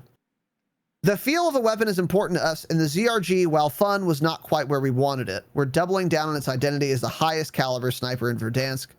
We want you to really feel like you were firing anti-materiel rounds. Well, if you did that, you would have 0 movement speed with that gun. But sure, you would have to fire while prone, or you would. You would have to. Ground, yeah, you'd have to be mounted or prone. Yep. Yeah. In order to achieve this, we made the weapon heavier and increased its penetration. Now players on the receiving end of the ZRG will need to consider the width of objects that they use for cover. Because we have so many wall hackers and cheaters in our game that you can bet your ass they're going to try to bang you if they can. So make sure you're behind a solid steel fucking whatever. So I added that for those of you who might have missed it. Got it. Yeah. For the 4th grade teachers. It's a joke. We find this gets both the We find this gets both the wielder and their opponent time, I think is what they wanted to say, to think about the game. I'm just going to read it. We find this gets both the wielder and their opponent to think about the game in different and interesting ways, which is something we always aim to promote. I don't know what that sentence means. Okay, interesting though. This is what we kind of envisioned the ZRG would be more like before it came out. Just a big chunky fucking boy.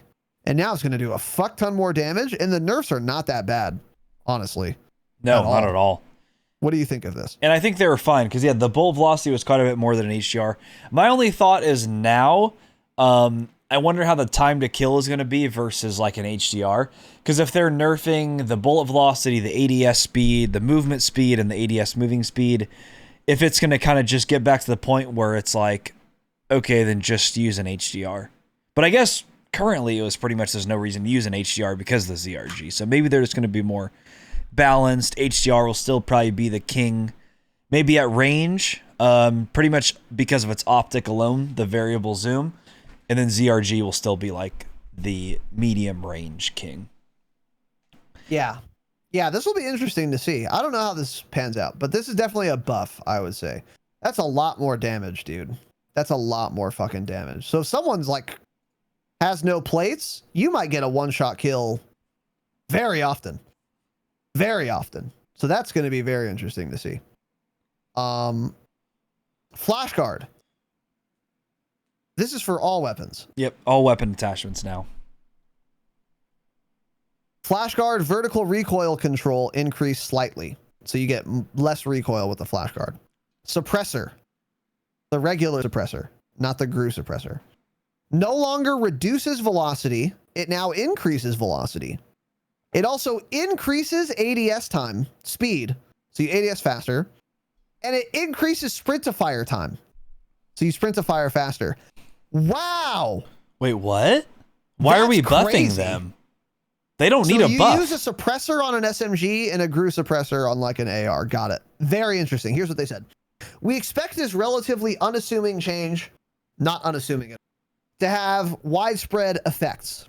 The suppressor now offers you another viable attachment choice in the muzzle category with a focus on different stats. For example, where effective damage range is less of a priority, like submachine guns, which I just said, you would almost certainly take the suppressor over the GRU or agency suppressor. Or perhaps you have more than enough bullet velocity, such as a ZRG, and you want to shore up a weakness in handling. So you take the regular suppressor to get faster ADS time. These are the types of compelling decisions we want to continue to develop. Wow. Giant change, dude. Interesting. I like this a lot. What are your thoughts? Yeah, this is really interesting. I do like this. So it's kind of, it seems like there's going to be more of a reason to just, especially on SMGs, use regular suppressor. That's what it sounds like to me. You're getting ADS speed, sprint to fire, and bullet velocity. I think that's what it is. Sounds like going forward, SMGs, you're going to just use the regular suppressor. Yeah. 100%. Now, this is cool, but at the same time, I said a month or so ago that I would not mind a no suppressor meta in Warzone, and this doesn't do anything to help that. If anything, this further pushes the reason to only use suppressors in Warzone. True. Which is kind of rough, because you just... You know, with Ghost, you just never know where anyone's at. Such as people could be ratting in a corner in a building somewhere and you wouldn't know because they're not showing up anywhere on the map. Yes. But all in all, it's it's nothing like, it's not like a huge game changing, change, but it's just pushing for more suppressor use, which I don't think is necessarily a good thing. I agree with that take, but I think it was a lot to ask for them to get us off of a suppressor meta, to be honest. Yeah. So when you look at it that way, that everyone's using a suppressor anyways, I think this is great. I like this a lot. Exactly. Yeah, exactly. That's exactly my take. For example, if I'm using a PPSH with a Car 98, I'll put on the GRU suppressor. If I'm using it with a RAM, I'll put on the regular suppressor. Because in one case, I want to maximize its range. In another case, I want to maximize its mobility. Yeah. And now I can. That's very fucking cool. I really like this change. Awesome. On the topic of the flash guard, I don't care. Doesn't matter. I don't care. Unless it increases your recoil control by a lot. And even then... By 100%, then yeah. Yeah, exactly. And even then, it's like, would I even use it then? I don't know. But... Because, we're in a suppressor meta, like you said. So, interesting. Lasers. These are for... This all applies to snipers. Yes. Target designator no longer increases effective damage range. It now increases aiming stability and ADS move speed multiplier increased. So you'll be able to ADS strafe faster and you'll have less idle sway. Cool. Interesting. Yeah. Ember sighting point no longer increases effective damage range. It now greatly increases aiming stability and ADS move speed multiplier is increased. Okay, so right off the bat, do you have any questions so far on this? Because I'm a little confused. I want to see if you're as confused as I am. No, I'm not sure what you're getting at, other than... Why the fuck would I use an SOF target designator when the Ember sighting point does the exact same thing, but it increases your aiming stability even more? Awesome question. I don't know. Yeah. Right away, though, this is cool because you know what it's doing? They're trying to get people to use other snipers besides the Car 98 for close range. So they're trying to increase ADS speeds, aiming stability, because that's the best thing the Car 98 has. Now, it has great ADS time, but its best thing is when you use the precision comb stock and your reticle just doesn't move when you're ADS. It just doesn't move. Yeah. So that's what they're trying to get at on some of these Cold War snipers, to give us a different sniper meta, because right now it's Car 98 or up in the air, It's Car 98. Basically Car 98. Yeah. Before we move on, by the way, this all sounds like they're pushing MW weapons out. Yeah. No MW weapons were harmed or touched in the making of this patch. And now, if Cold War SMGs weren't already better than MW SMGs, they're way fucking better now with that suppressor change. So, interesting thing to consider. But I didn't want to forget to mention that. Back to snipers. Steady. So I don't know why the fuck you'd use an SOF target designator over an Ember sighting point. Something was overlooked here. Because the Ember sighting point does the exact same thing, but it's even better aim stability. So maybe the are worse. They should have listed the cons here. I don't understand.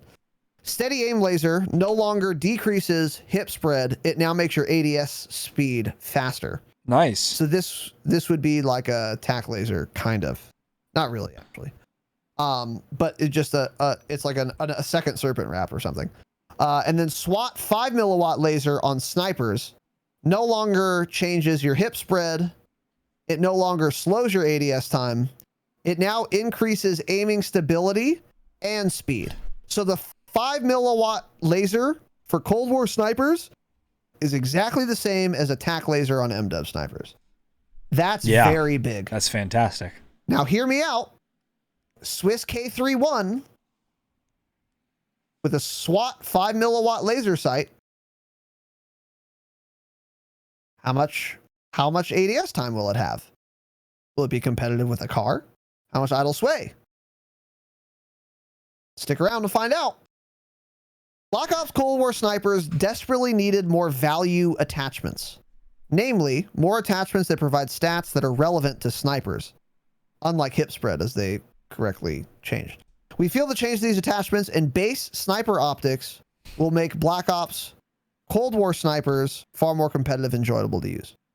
And then rear grips, the airborne / GRU elastic wrap increases your aiming stability. So if you use the SWAT 5 milliwatt laser and an airborne elastic wrap on a Swiss K31, are we going to have comparable to Car 98 ADS time and aiming stability? Maybe. Yeah, but again, it still doesn't have the biggest thing, which is it doesn't have the same damage.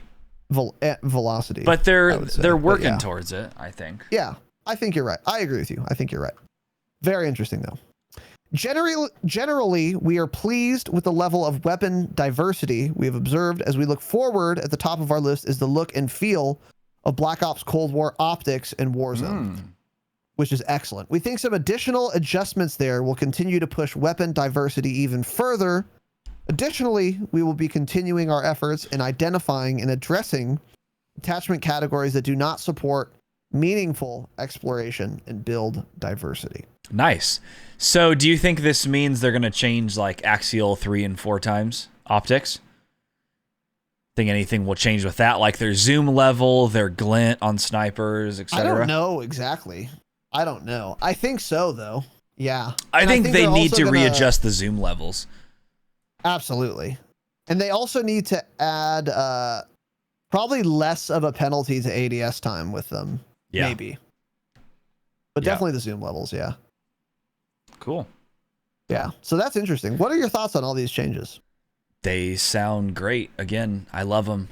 This is a lot of weapon balancing changes, by the way, in like 2 weeks worth of time. This is fantastic.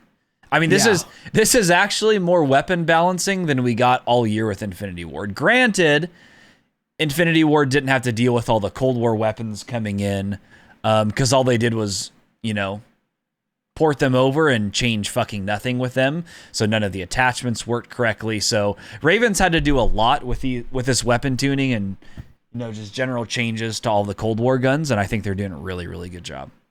Yeah. Agreed. Now, again, all this sounds like Warzone's in a better and better place every day. If only we didn't have cheaters. That is the only thing holding it back right now. Literally the one thing. Perfect weapon balance. The map is serviceable. Just things are looking great. And then it's just plagued by that still.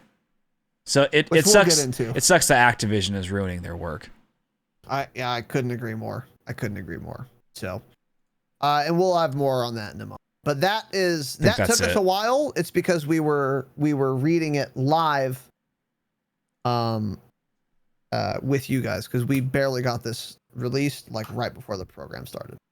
All right, now on to some hidden patch notes. I will have all of the videos linked in the show notes for your convenience. First is courtesy of Exclusive Ace.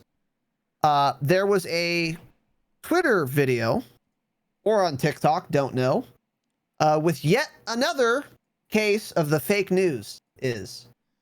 So Tim the Tap Man was like, dude, if you drop your cash before you open a box, you'll have more cash. So Exclusive Ace said, cool, let's find out. So he tested it. Average money per crate after 50 crates with no cash in inventory, 1,200. Average money per crate with cash in your inventory, 1,360, which is higher for the mathematicians out there. So stop dropping your cash before you pick up a crate. It doesn't matter. This is fake news once again, and Exclusive Ace has proven it. So dope. I don't know if you thought this trick worked, but it doesn't. You're wasting your time. I hadn't heard about this. Somebody in my chat yesterday was like, yo, try the drop money. Called it something like the dropping your money trick. And I was like, what are you talking about? I hadn't even heard about it, but now this must be what he meant. Yep. Tim the Tap Man had this huge this video that was going pretty viral. Yeah. I mean, I get streamer loot, so it doesn't matter for me. Yeah, well, so does he apparently. So anyways, you don't need to drop money before you use a box. It doesn't change anything. Also, JGod on DLSS, Deep Learning Super Sampling. This is a relatively new setting in Warzone if you have an NVIDIA card, which many people on PC do. turns out that if you have it on certain settings, your crosshair is not positioned correctly. So if your crosshair is on, like, you know, point A and you pull the trigger, your bullet will go to point C.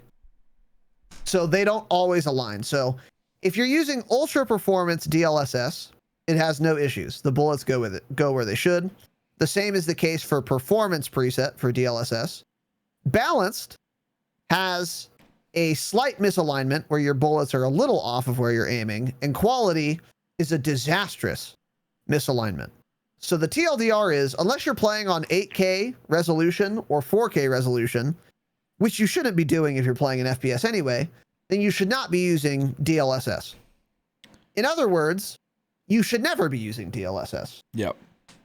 In any case where it isn't harming you, you need to lower your resolution. So under no circumstances is DLSS worth using right now. In addition to making the game look fuzzy and odd and blurry, your bullets will also not go where you're aiming. So, cool. So JGod made a video on that, and that will be in the show notes as well. True game data. On the ZRG, he released a YouTube video that's kind of not super relevant now that all of these changes have happened, and this isn't exactly a hidden change, but it does ADS faster than an SPR, which I found super surprising, and it has better velocity. Now, it just got its ADS speed nerfed, so I don't know if that's true still. However, the 4% nerf to the base ADS time of the ZRG, when coupled with the new attachments for snipers, might make it a wash. Yeah. So true game data is like sucking the dick of the ZRG really hard, which is fair. But what he doesn't take into account often enough is that it has so much fucking flinch that it makes it difficult to use. Now, one of the reasons I include, not difficult, but some situationally difficult. The reason I added this mainly was because Tanner actually started trying the ZRG after listening to True Game Data. What were your thoughts on this weapon in Call of Duty Warzone? No, I didn't. You used the ZRG a little bit, didn't you? No. Cool. Remember, I don't have it leveled, and you said you were going to drop it for me, and then you didn't because we had an awful... I did drop it for you, so you don't remember. It's fine. I didn't use it. You dropped it for me to show me the 4 times reticle. No, bro, we were in prom. Oh, West. yeah, I guess I used it. I mean, I was dead like 2 minutes later, so it didn't matter. Got it. So, yeah, it was I actually fired 5 bullets with it because that's all I had. And I got a down with it. That was about it. So it felt fine, but yeah, I don't... I'm more interested to see after these changes how they're going to be. Tanner, you know what I have to say to that? Huh. Do better. You think? Look at your chat. I see it. Yeah, thanks. Do I'll better. have to do better, I guess, since you claim... Since I redeemed the since you 10,000 redeemed channel that, points. yeah. Good scam, Do idiot. better. So, absolutely scammed. All Cool. right. Well, anyways. So, yeah, I'll link the video, but it's kind of outdated now that these changes have happened. So, nonetheless, still interesting. And then this is a last note, a little hidden change. This is another The Dropshot exclusive. Is this? This is a Dropshot exclusive. We discovered this yesterday, in fact. A fun and exciting Dropshot exclusive. And this is about cheaters in Warzone. So there's a new, very fucking cool, new cheat, aimbot, where you don't even have to aim and you will get kills. yeah. Tanner, if you could pull this up on the broadcast, let's take a look. Let's take a look at It's going to this. be a little clipped, but we'll watch it. You need to fix this so badly, but yeah, this will be serviceable. So let's take a look. So for those of you listening, I'm going to describe this cheat. This broadcaster, this is a clip from Tanner and I gameplay stream yesterday. We're spectating the guy who killed us. Yeah. He's using a Pellington. He is not ADSing ever with a Pellington, which is a sniper rifle. But every time he shoots, he gets a headshot without ADSing. Yeah. So this is the type of cheat that I've simply never seen before. This is new. This is new in the last couple weeks. Yep. This is a new, fun, and exciting cheat because Activision, of course, has no anti-cheat in their video game. Apparently, I'm going to make fun of myself every time I say that until I tone it down. Evidently, the way this works is that when you fire a bullet, this cheat intervenes and changes the packet of data that you're sending to their server. It changes the location of where you shot and where the bullet went. So even though you didn't shoot someone in the head, because you didn't even ADS, your cheat will tell the server, hey, he landed a headshot. Let's give it to him. And then you get downed. So that was an awesome kill cam to watch. I was like, did this guy just headshot me? Hip firing from 100 meters? What? Yeah. And then you died too. And I was like, oh, I guess he's cheating. So that was cool. Yeah, that gaming session was, 2 hours? And I think we ran into maybe 6 confirmed cheaters that we, personally got killed by. We got killed by. So there's more than that. 2 hours. Yeah. That was a quick little gameplay stream because we couldn't. I haven't played Warzone since that yesterday afternoon. And I have no desire to. Even with all these great sounding changes, it's ruined by the cheaters. Yep. It's almost, yeah. It's actually unplayable right now with how bad they are. It is so cliche to say, but really nothing will be done unless people just stop playing the game, but we're simply not going to stop playing it. The big streamers, Swag's getting 35,000 viewers. He's not going to stop playing it to go play Apex or some shit where he'll get 5,000. It's just not going to happen. So nothing is going to happen with an anti-cheat. It fucking blows, dude. It really does. It sucks. Hopefully we get one for Warzone 2 whenever that comes out. But I couldn't agree more. So that's a Dropshot exclusive for you. I will link the clip in the show notes so you guys can see that. But you can see it. I mean, you don't really have to watch it. I'll show you. But hip fire with an ADS, every shot's a headshot. Cool. Yeah. Now, on to news and upcoming changes. Tanner, we're trying a little new theme here. So Tanner, why don't you kick us off, little buddy? Yeah, so this is an article courtesy of Charlie Intel. Cold War dev explains why sniper rifles had to be nerfed so aggressively. By the way, I wouldn't call this aggressive, right? So Tony Flame, friend of the pod, tweeted this out the other day because everyone, of course, all the quickscopers are malding. They said, gonna be honest, I haven't touched weapon balancing since launch, but I did help establish the process our balance team uses to balance weapons, of course. Snipers get better and grow in number over time. Meaning, as the year goes on, people learn what attachments work best, more snipers are released, which in turn, you're seeing more and more snipers every lobby you're in. There's a point we must respect the curve trend or eventually everyone snipes. Sorry, love you all. So to me, this is obvious that he must have heard that I was shooting the bodies of the lead game designer that works underneath him. So I was shooting the bodies of his employees. So he said, you know what? This is ridiculous.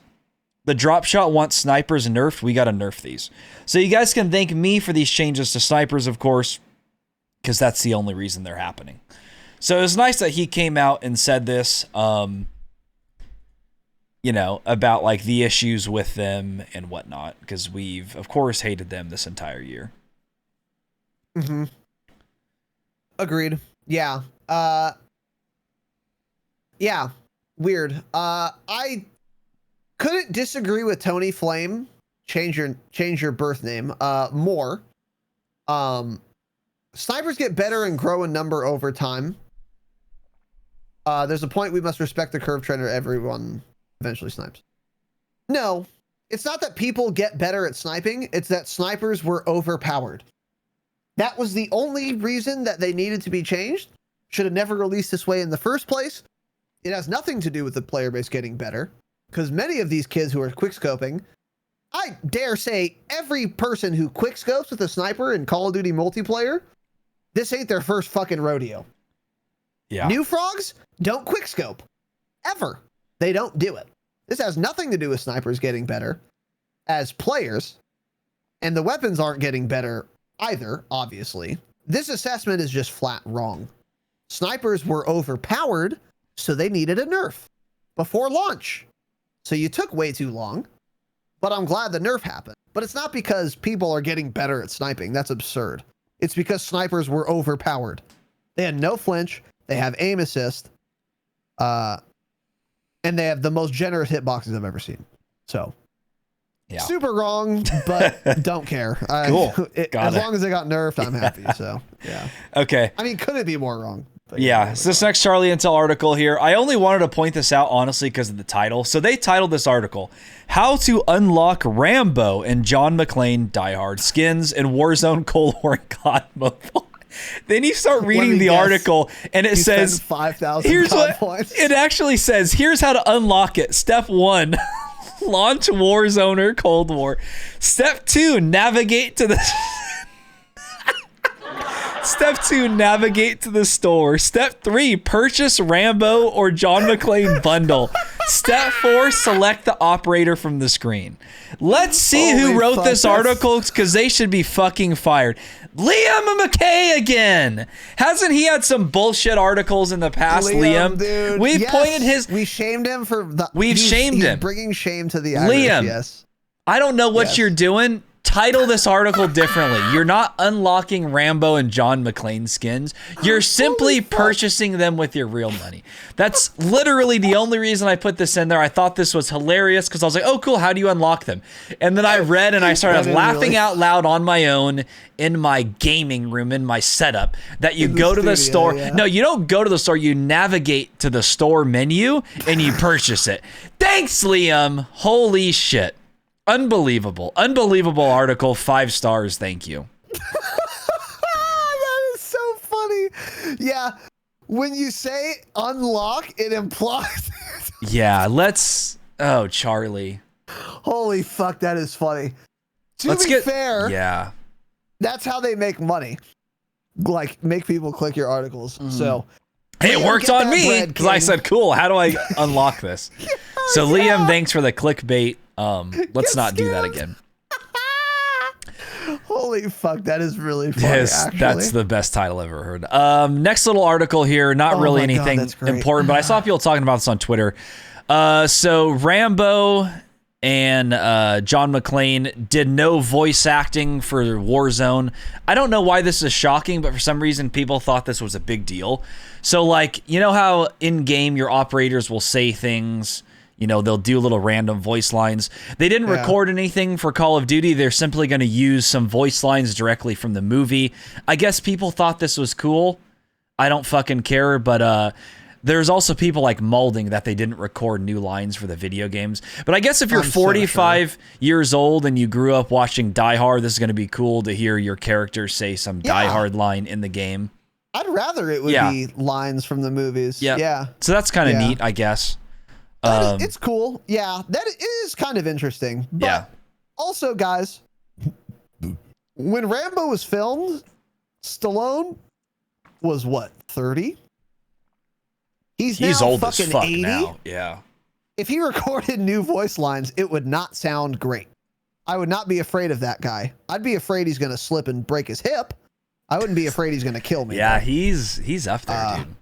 He's getting up there. No, and, you know, I hope to be old myself one day, so no disrespect. But if he recorded new voice lines, it would not sound good, probably. Maybe it would. I don't know. Bruce Willis is... It sounded just like that.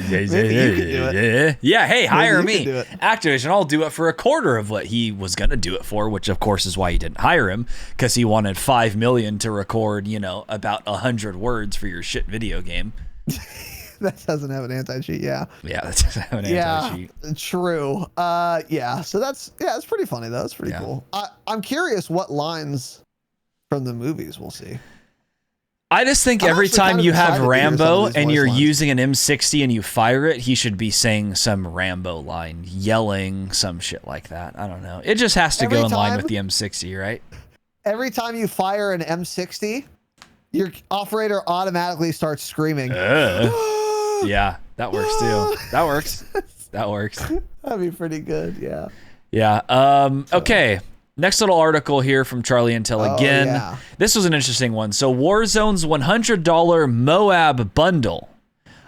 This was all over TikTok. I don't know if you saw this. Every dipshit on TikTok was posting about this. There's a $100 bundle coming to Warzone soon. This is going to include every single bundle that was ever released in Modern Warfare 2019, which that actually I don't think was even part of it. That wasn't true. So this was another false leak. Everyone was saying this was like already released. Actually, they were like, "This is in the store right now," or "It's coming in the store." I don't know, but this is all over TikTok. It was fake news. So there was a $100 bundle supposedly coming. It sounds like what people thought it included, or this was like a canceled bundle for Modern Warfare 2019 that was supposed to include a bunch of bundles like prior to Season 1 or up until Season 1 in Modern Warfare 2019, and it also included the Season 1 Battle Pass for Modern Warfare 2019, along with 100 tier skips. But the specifics really don't matter because according to COD Tracker, this is simply not coming, and it's been in the file since 2019. I don't know why this all of a sudden came up out of nowhere. I know there's a lot of talk about it last week. We didn't cover it. And of course, it was fake news. So don't be expecting that. What's interesting, though, is that when this did initially leak, people were very happy about it. And Activision probably saw that. And they might have been like, well, we weren't going to release it. But if all these kids are going to spend $100 for content we've already made, maybe. Fuck it. It's super smart on their end. They should, yeah. So it might actually come based solely on the excitement that it was going to be coming. And these kids were, you saw a lot of people bitching about the price too, like, oh, who would spend $100? But also, those same people like saying that are going to be spending $40 in about 10 minutes on Rambo and John McClane weapon skins. So it's like, okay, you're getting 2 operator skins for $40, or you get a bunch of bundles for $100. But also, there were people saying that it was like every bundle up until this point. But according to COD Tracker, that was fake news, and it was supposed to be something they were considering releasing very early on in Modern Warfare 2019, and just simply didn't. So I don't think it was going to include like bundles all throughout MW. Yeah. But anyways, doesn't sound like that's coming, so don't expect that. Yeah. Next up here, Warzone devs respond to calls for broken streamer mode. So streamers have been bitching about this for all of Warzone pretty much. I guess, for them, they get, what's it called? They get what's the word I'm looking for? Where they watch their streams. Fuck, why can I not think of it? Where they watch their stream. Where somebody watches their stream and kills them. What is the word? Why can I not think of the word? Stream sniping. Stream sniping. Yes, stream sniping. I couldn't think of the word. So this has been a huge issue for big streamers. They run into this all the time, apparently.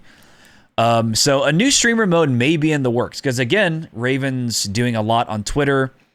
Their superior social media team responded to Joe Woe and Tommy's concerns on Twitter, both 2 huge content creators, competitors in Warzone, about needing a proper streamer mode. They were bitching about it. Raven tweeted back at them. They're like, we're listening. What kind of improvements would you ideally like to see? So apparently now the way it works is when they have streamer mode on, wait, it's already been changed?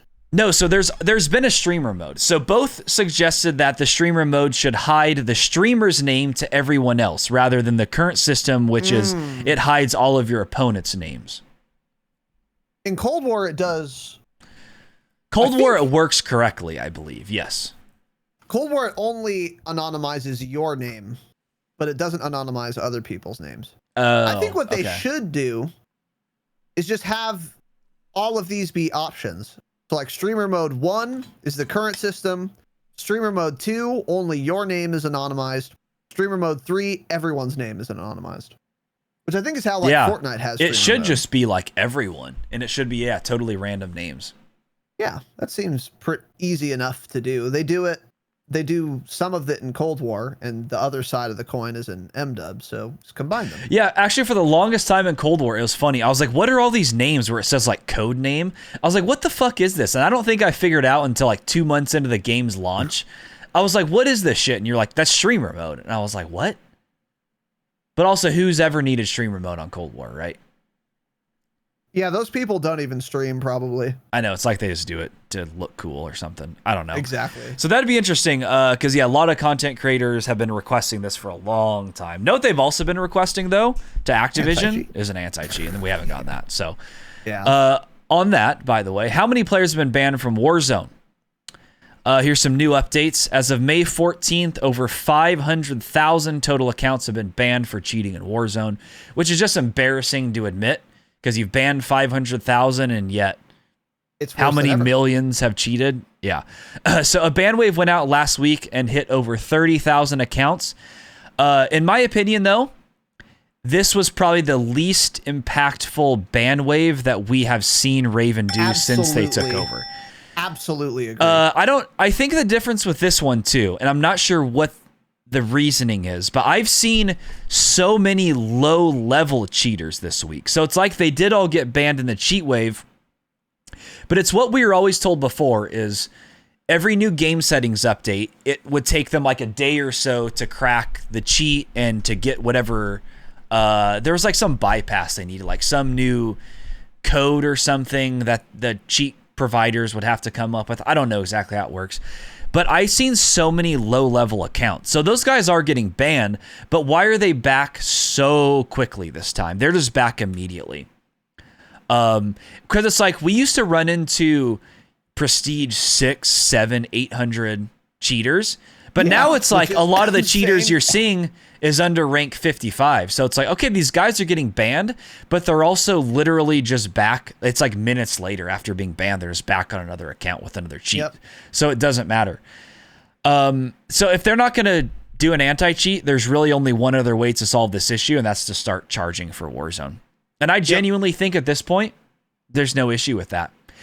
Everyone who has the game, cool, the game's still free to you, but it's like they need to make it a fucking point that like July 1st, 2021 and on, a copy of Warzone is $10. You want to cheat? Cool. But you can keep spending money to do it then. Exactly. Yeah. Because that'll get rid of a bunch of them. Fine. Yeah.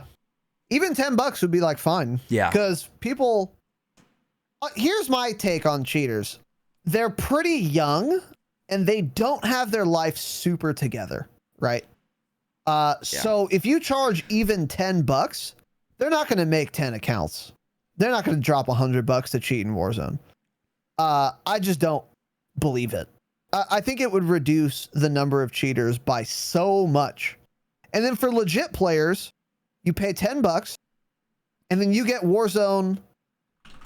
That's it. You own Warzone forever. And then all the updates for the next 2-3 years that it's out, you've got it for $10. That's not that much. Yep. For how many hours people play in this game. And if you're Activision, you might be like, well, we want to push store bundles, so we need it free to play.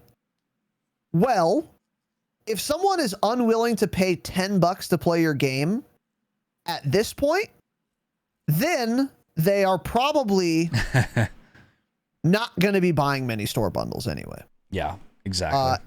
And then you could also do like every once in a while have a like free to play, like a free trial period. Like you guys already do for you guys, like you're listening.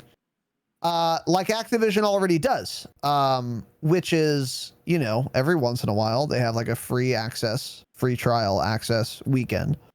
Keep doing that. Do it for Warzone too.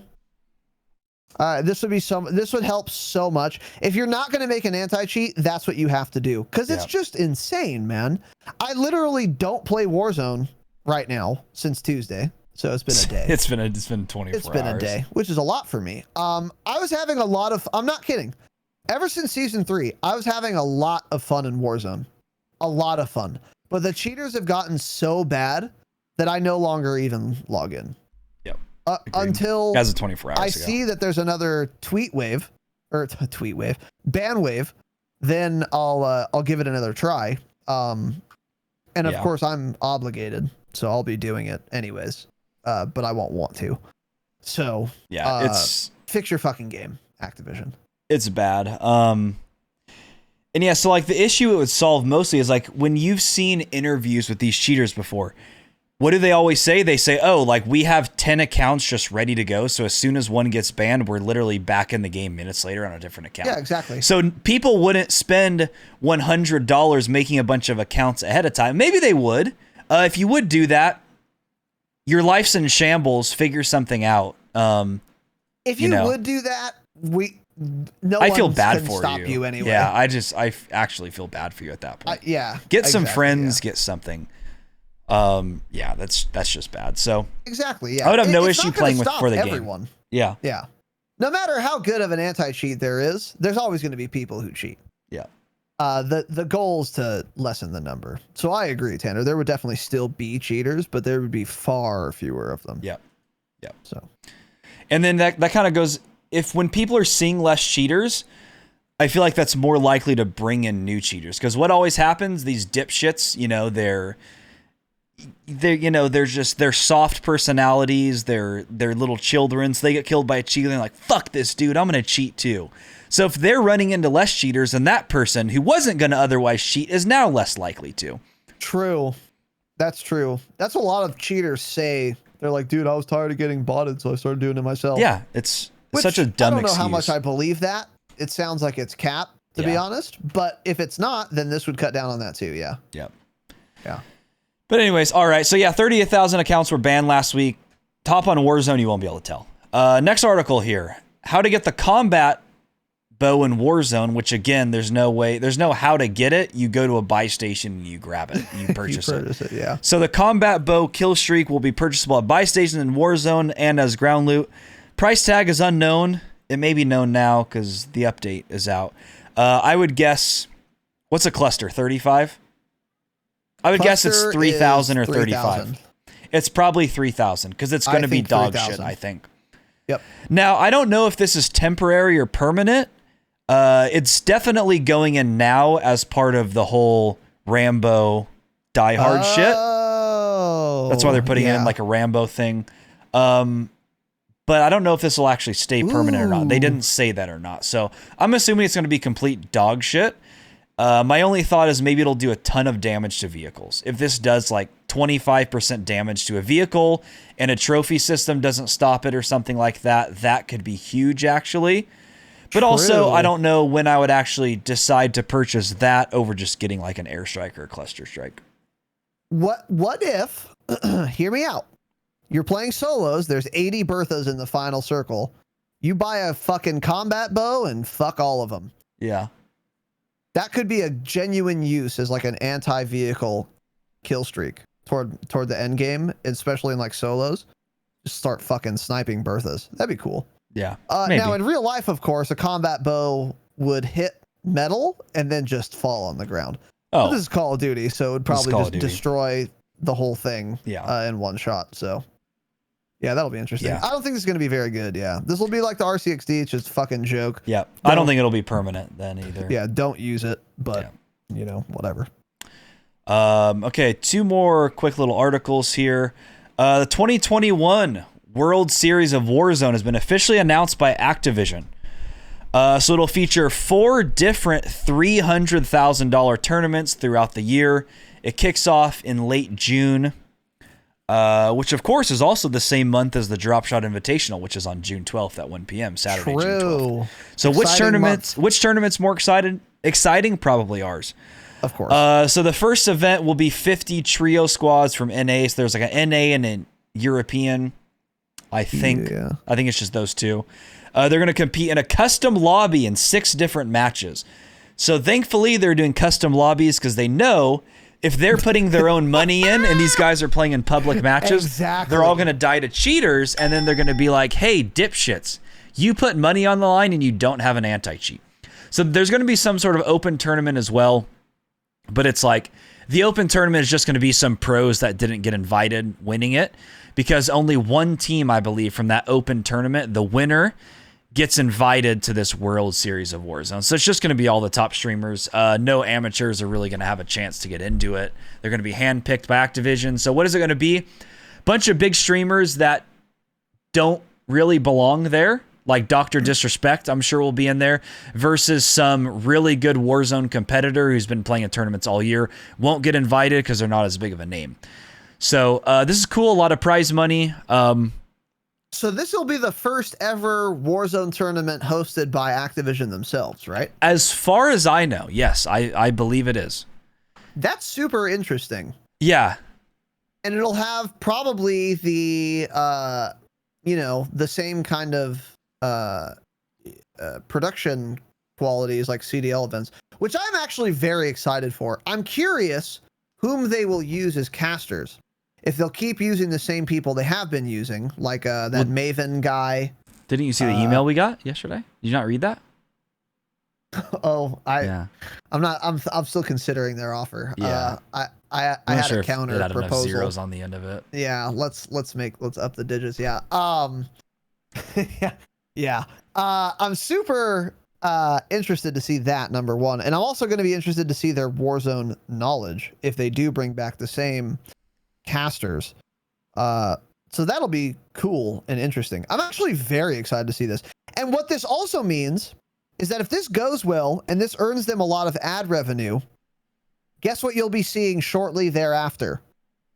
Activision will have incentive to make a COD caster role for custom Warzone lobbies and more custom rule sets in custom Warzone lobbies that will trickle down like Reaganomics. Yes. To the rest of us. For example, patron hangouts. Now, will this stop stacking pests? Is there a custom lobby setting for that? Probably not. So we probably won't actually see it trickle down for us. But I still think that's very cool. And if there was like a custom COD caster thing that was added as a result of this, I think that would be awesome. And by the way, this will do well with advertisers. This will make Activision a lot of money. This is going to be fucking giant. Yep. This is going to be a giant event, bigger than their CDL events, because way more people care about Warzone than CDL. Yeah. Oh, nobody gives a shit about CDL. Are you excited for this? Yeah. So, but yeah, spot on with the custom lobbies. To me, I think this means we'll see custom lobby improvements before this tournament. I think we'll get customization before then. We have to, dude. We just have to. They put custom in. Yeah, we've had customs in the game for so long, and you have no ability to restrict anything or change any sort of the game whatsoever. So they need that in the game. Yeah, that was one of my thoughts. My other thought was there's no fucking way they're putting money on the line for a tournament knowing how many cheaters there are.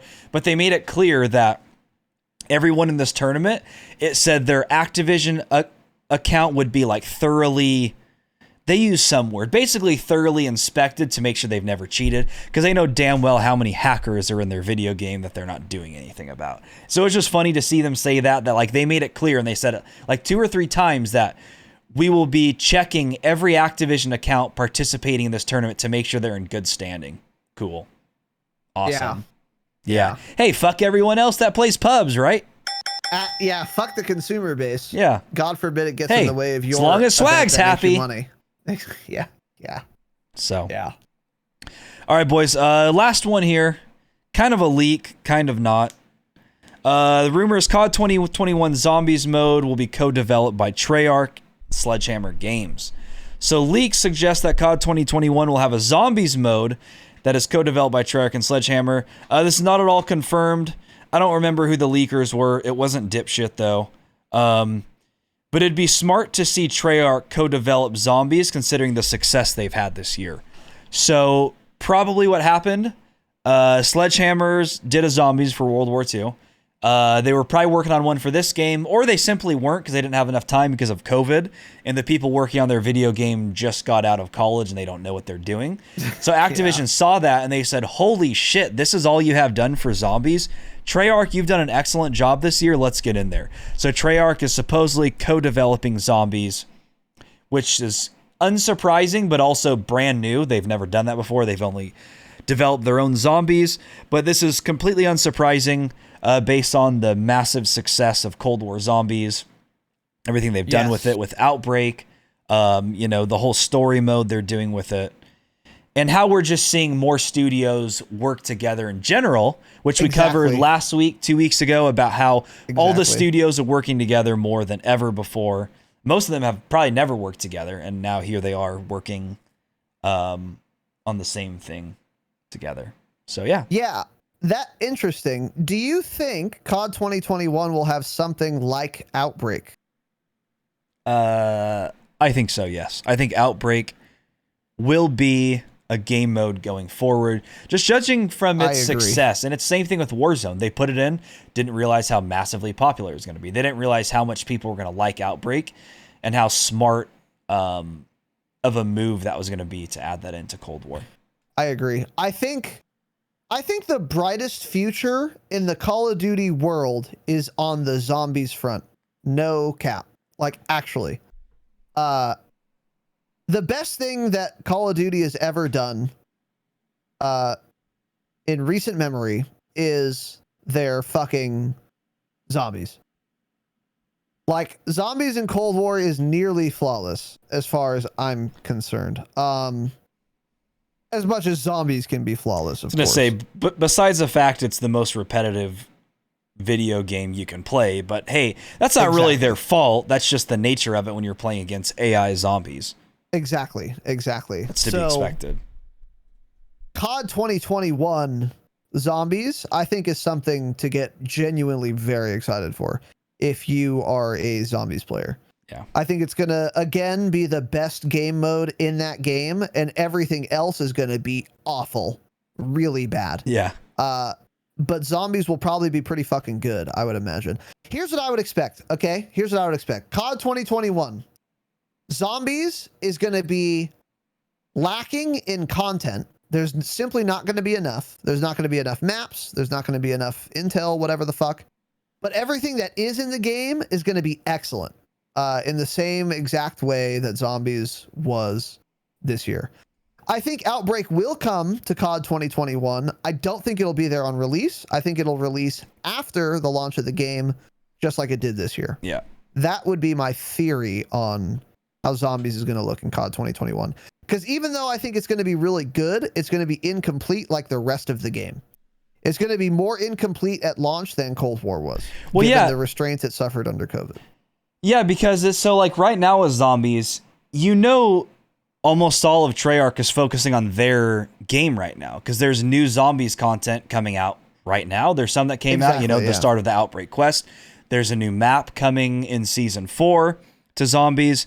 So it's like, how much time are they really putting in helping Sledgehammer co-develop zombies?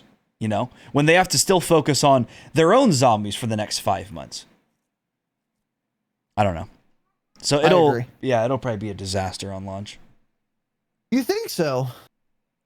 Interesting. I think all of it will it'll be. I think it'll be good. It just won't be. There won't be a lot. I could be wrong. I don't know. I mean, you bring up an interesting point. Treyarch does already kind of have their hands full, but if Sledgehammer took the lead and then Treyarch came in and kind of gave them ideas or something to maybe gave Sledgehammer the blueprint, as it were. You could start by giving us a blueprint, Treyarch. Thanks. Then maybe Sledgehammer could do it. I don't know. Yeah. But I guess we'll see. I think zombies is still going to be the best thing in that game, irrespective of how good it is on its own merit. Yeah. So anyway, anything else you wanted to talk about this evening, young Tanner Dropshot? No.